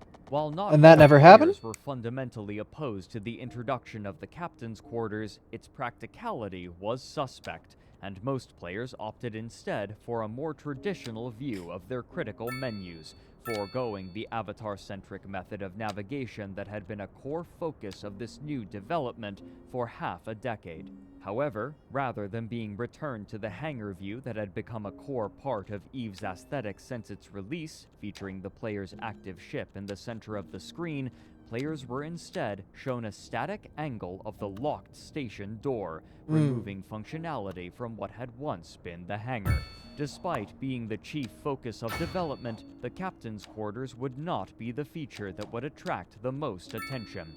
Along with the more robust character creator, there were now cosmetic options for players to purchase using currency bought with real-world fiat money. However, the prices for some goods were viewed as egregious. EVE News 24 wrote, quote, "Head over to the EVE Online forums or other EVE-related sites, and it won't take you long to figure out how much buzz has been made over the fact that a monocle, or even a measly shirt, is worth more than a faction-fitted battleship, a couple of plexes, or even more than the retail box version of the EVE Online game." God damn. The not-so-noble exchange shop, proof that once again CCP loses grasp of reality, as is shown by prices on the new Vanity Shop, with products like a whopping $60 for that now infamous monocle, the $22 shirt, or the designer boots, all of which might be a bit too much for many reasonable players. Yeah. End quote. Players began I would see how generally people would be expressing pissed off about this that. would only be the beginning of aggressive monetization on the part of Crowd Control Productions. Such suspicions were seemingly confirmed that same month when an issue of the internal company magazine Fearless was leaked, titled "Greed is Good."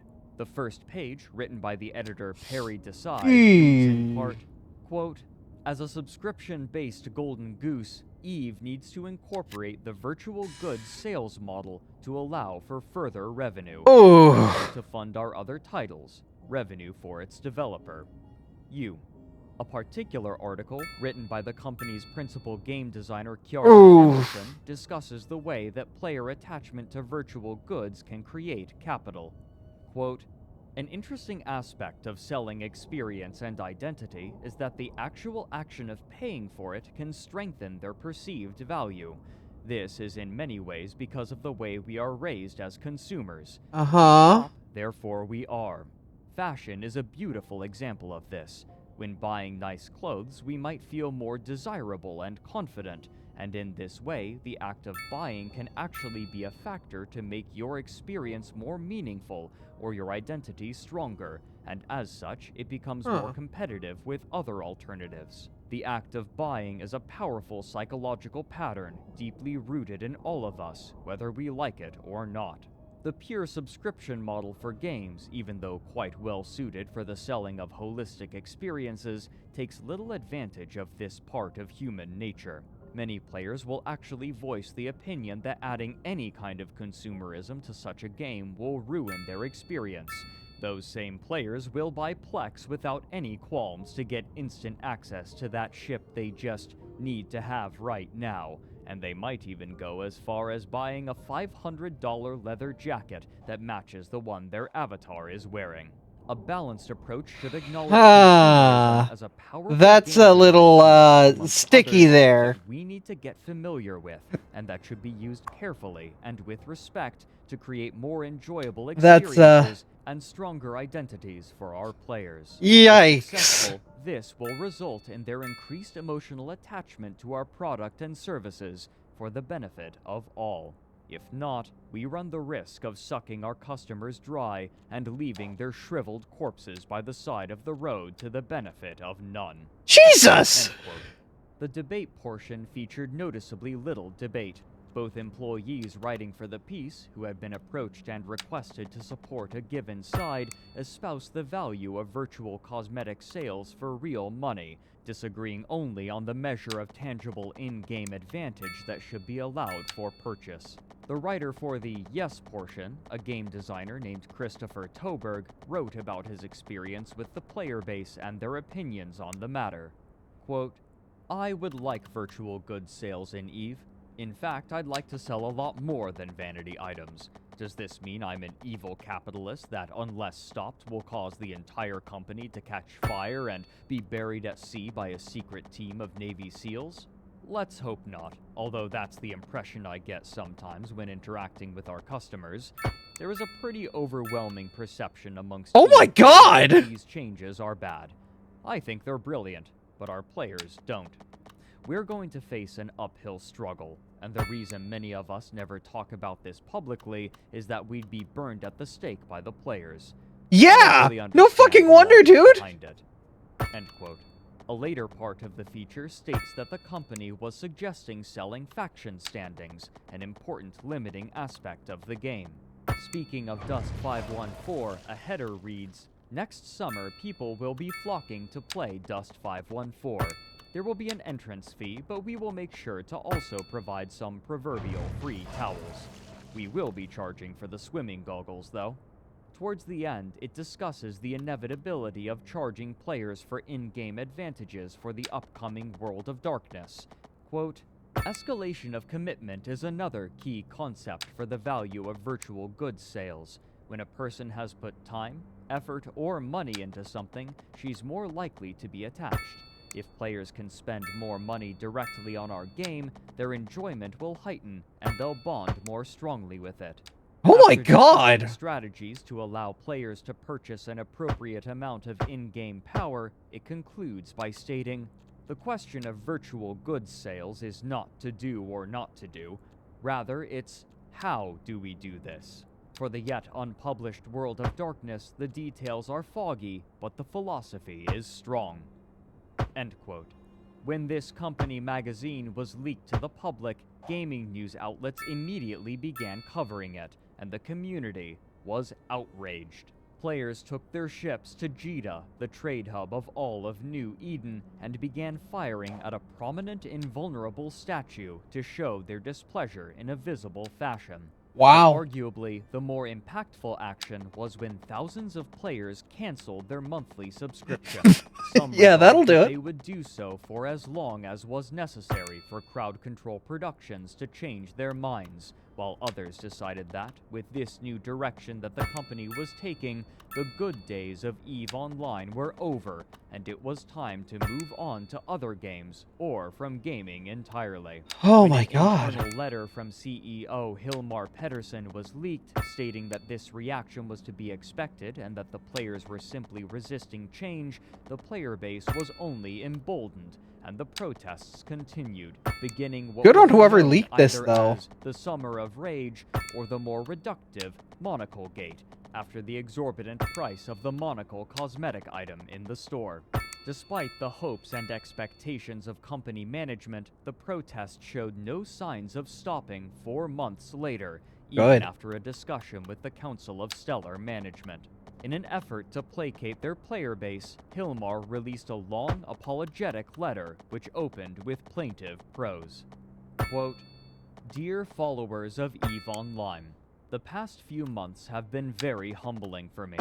I've done much soul-searching, and what follows is my sincere effort to clear the air with all of you. Uh-huh. Please bear with me as I find my way through. The estrangement from CCP that many of you have been feeling of late is my fault, and for that I am truly sorry. There are many contributing factors, but in the end, it is I who must shoulder the responsibility for much of what has happened. In short, my zeal for pushing Eve to her true potential made me lose sight of doing the simple things right. I was wrong, and I admit it." End quote.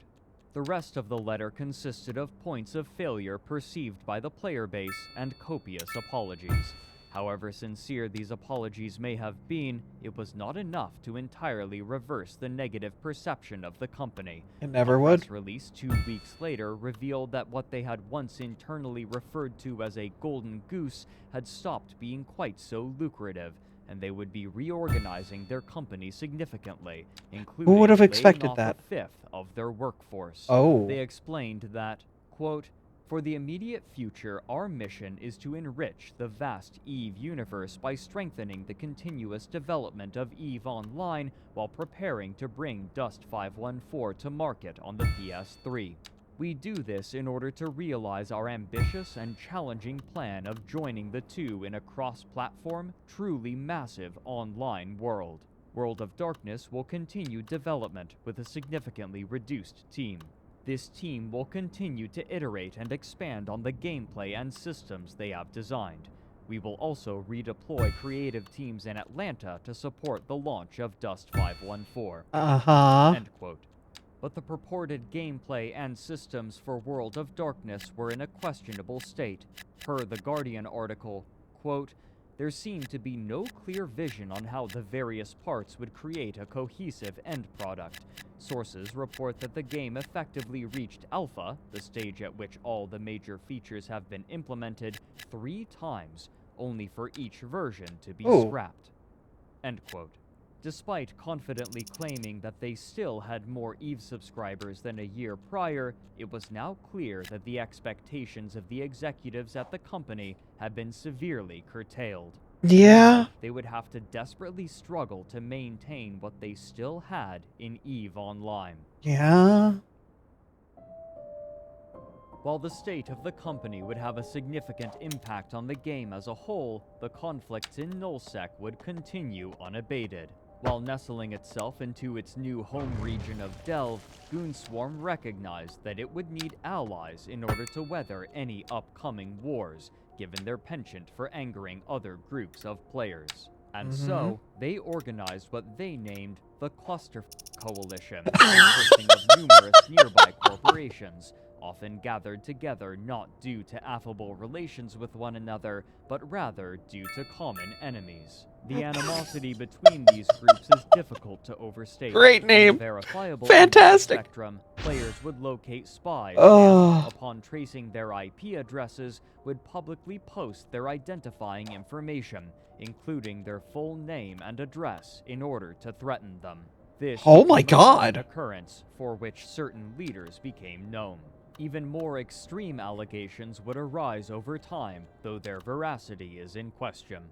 For example, in 2009, the Mittani wrote an article for 10-Ton Hammer in which he stated, quote, "About 2 years ago, Goonswarm was aiding our allies, Red Alliance, in the invasion of the Scalding Pass region against Lotka Volterra and their coalition.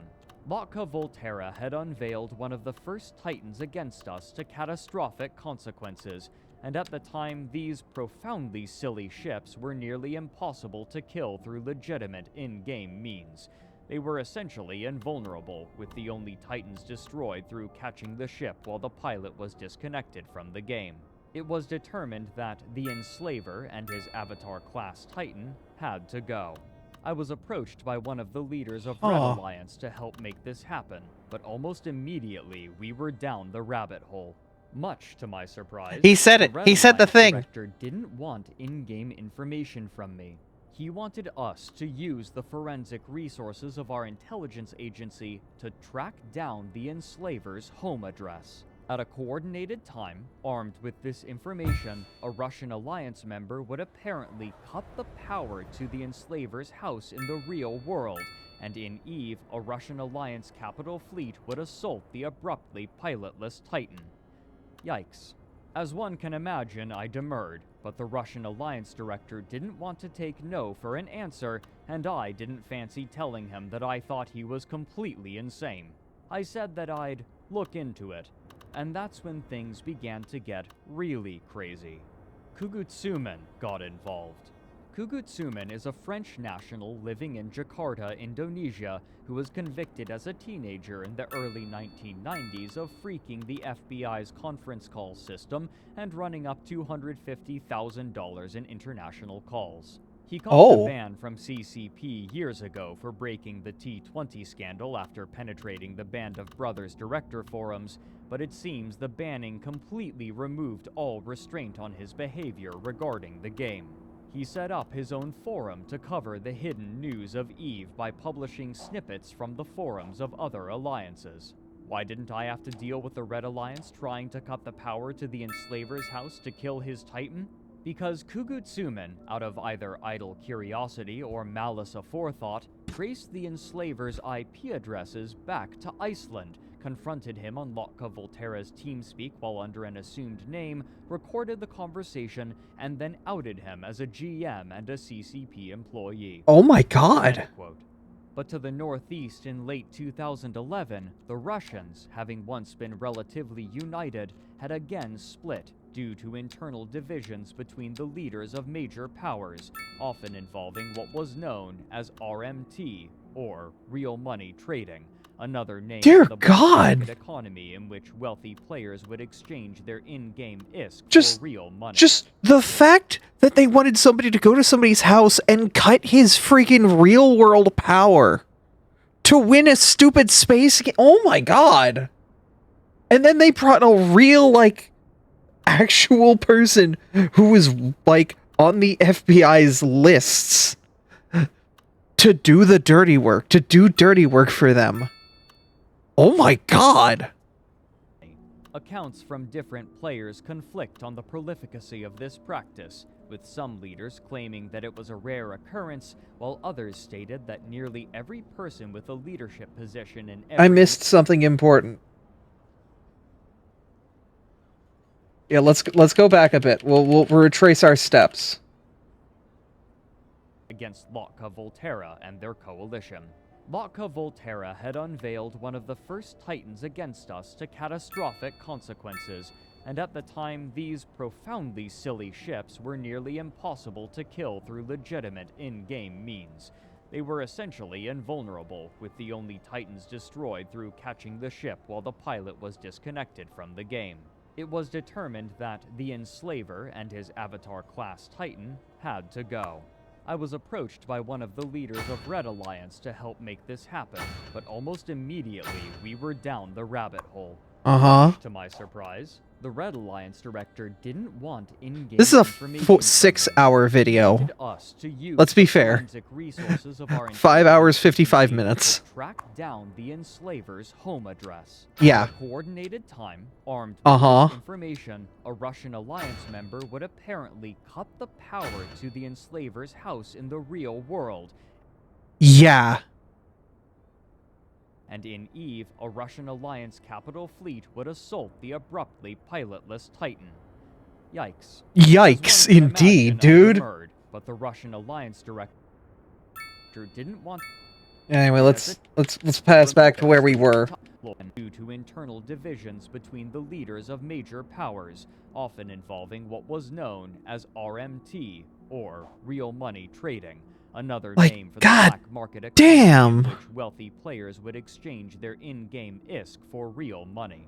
Accounts from different players conflict on the prolificacy of this practice, with some leaders claiming that it was a rare occurrence, while others stated that nearly every person with a leadership position in every major alliance participated in RMT to some degree.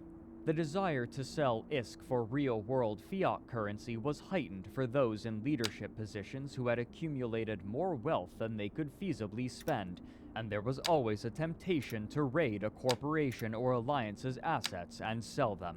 Many large alliances were making remarkable amounts of money by renting space controlled by the alliance to smaller corporations. An article for Gamer Tribute describes some of the conflicts of interest. Quote, Certain players were rumored to make thousands of dollars in real life through RMT operations, which meant threatening renter space put real-life income sources at risk for some players. End quote.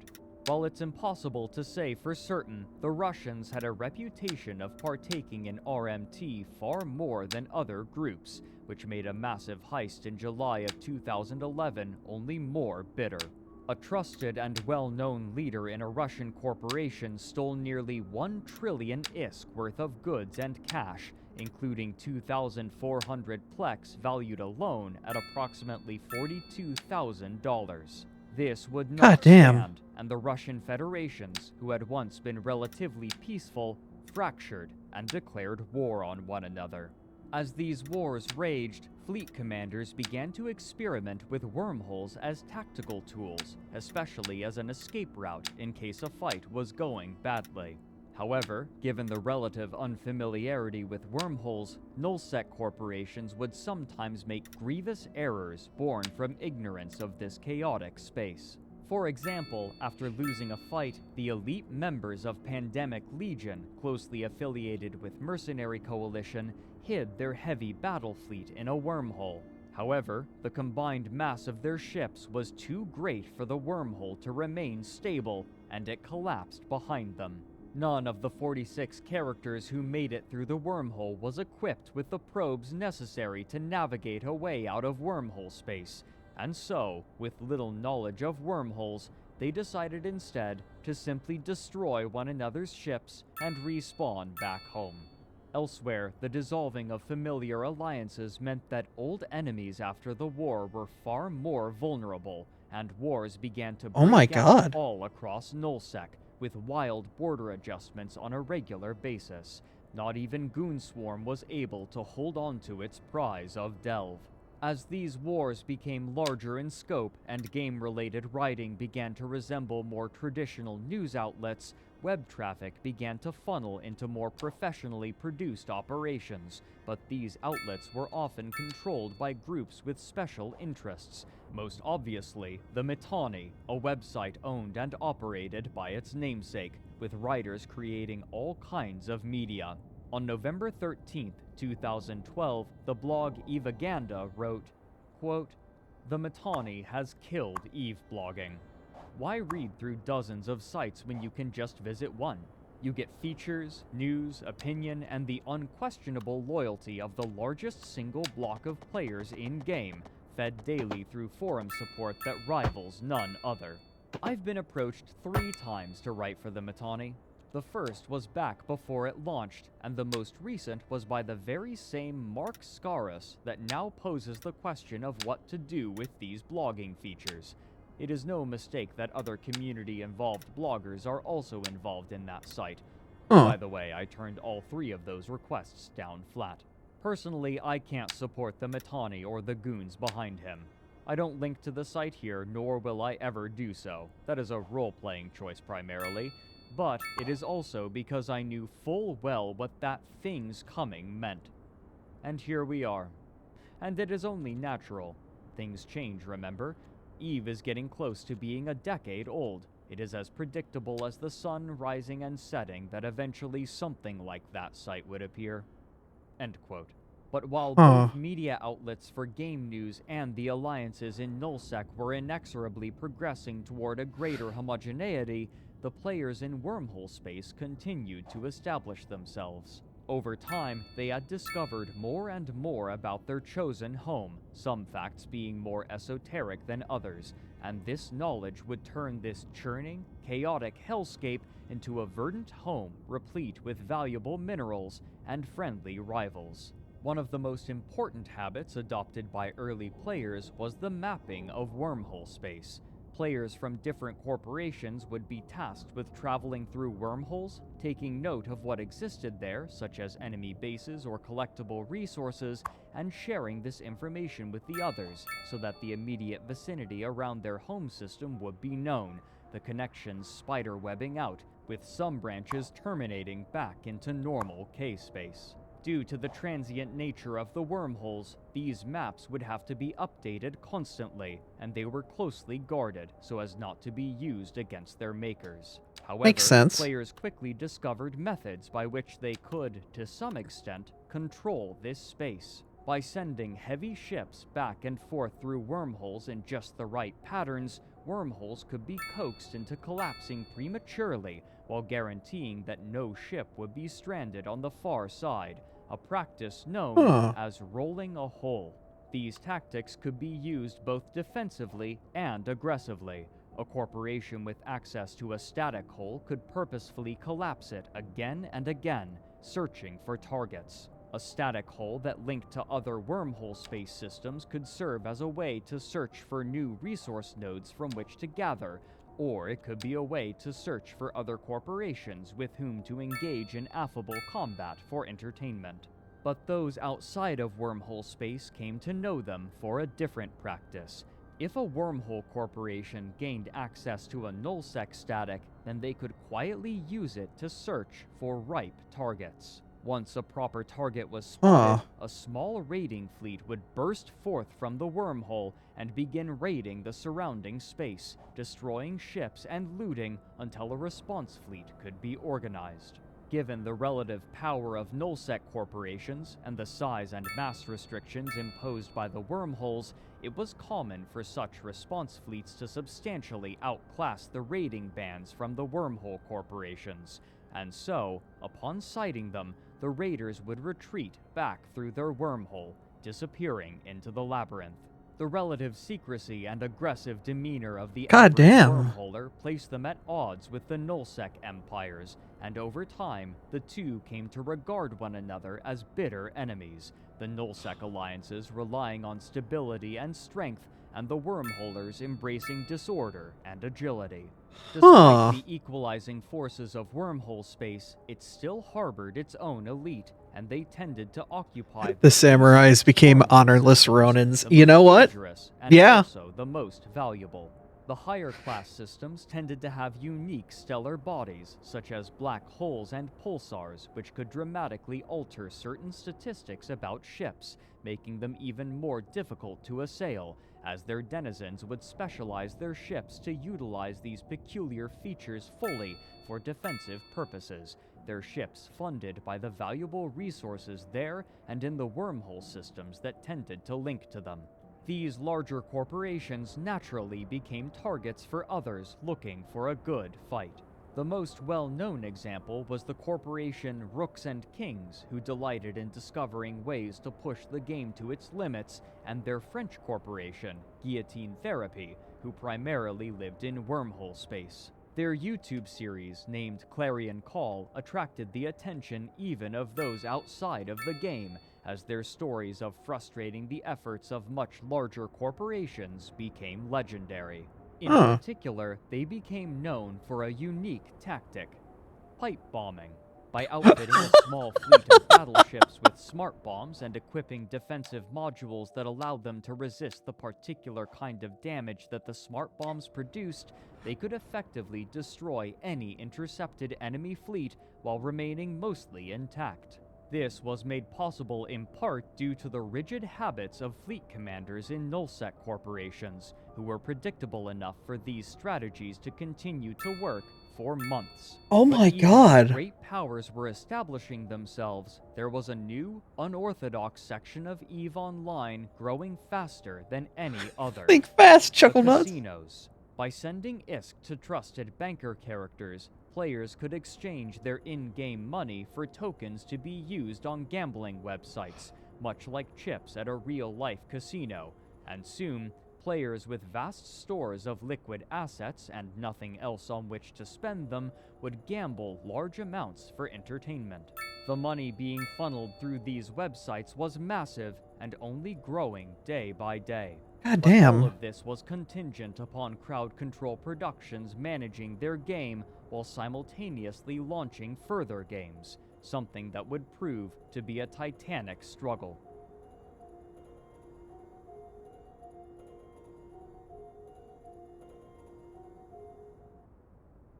Okay. I'm gonna put a break in here. We have watched 3 hours and 20 minutes of this. And this is still like 2012, 2013 when all this is happening. Oh my god. There's still like 7 years of history in the latter half of all of... No, wait. The other games haven't even come out yet. This is still like PS3 era. Oh my god. Oh my god.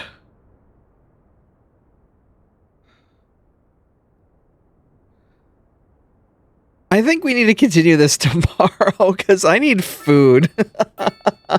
But goddamn, we are on section 17. We start section 17 tomorrow. I will basically like do section 17, and then after that's wrapped up, D&D and cart. And then I'm gonna eat a lot of Taco Bell and play Smash Bros. And do things that make my body feel good. Legally in my state.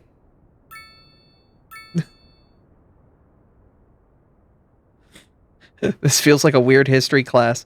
If you've not watched Down the Rabbit Hole, it is just a wonderful, fantastic, like, why is Taco Bell on that list? I like taco. Must not live in Wisconsin. No.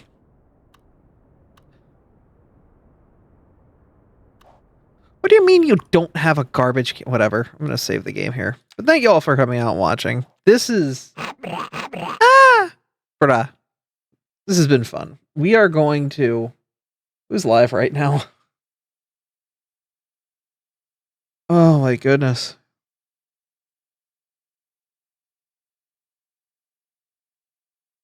Let's find somebody who's live who we can give a lovely raid to. Is anyone playing Cities? They would be at the top of the list. Nobody's playing Cities. Haha! Also, the burger broke. Oh, great. Is the Jesus! Never mind. The burgers are real. They just took a minute.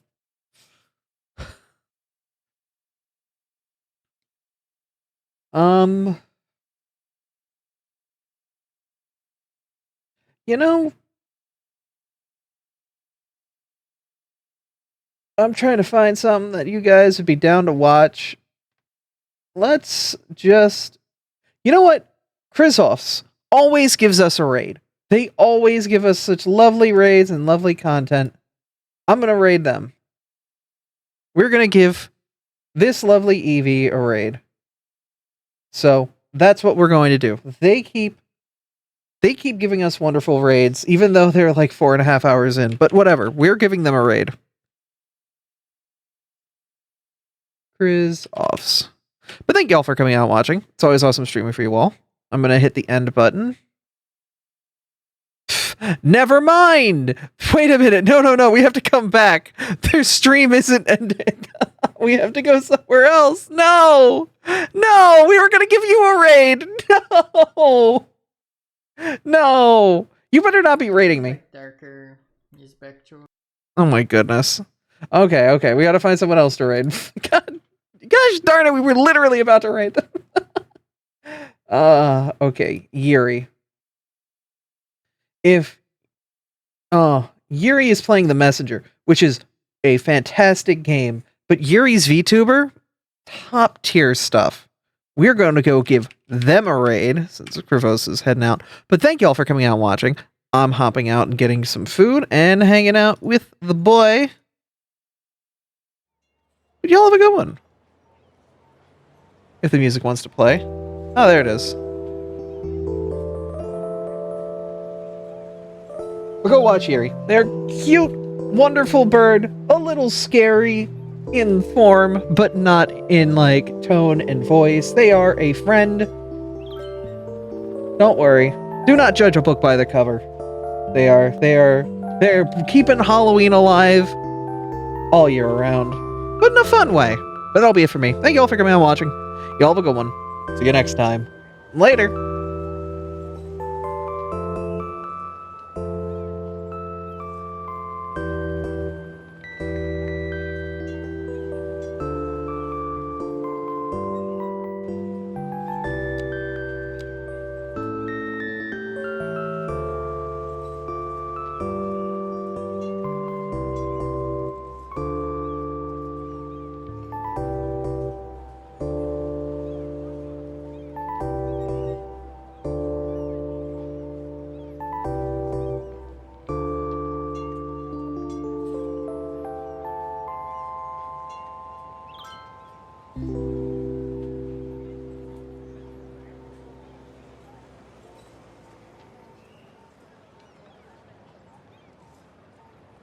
cool spooky things, I also have a YouTube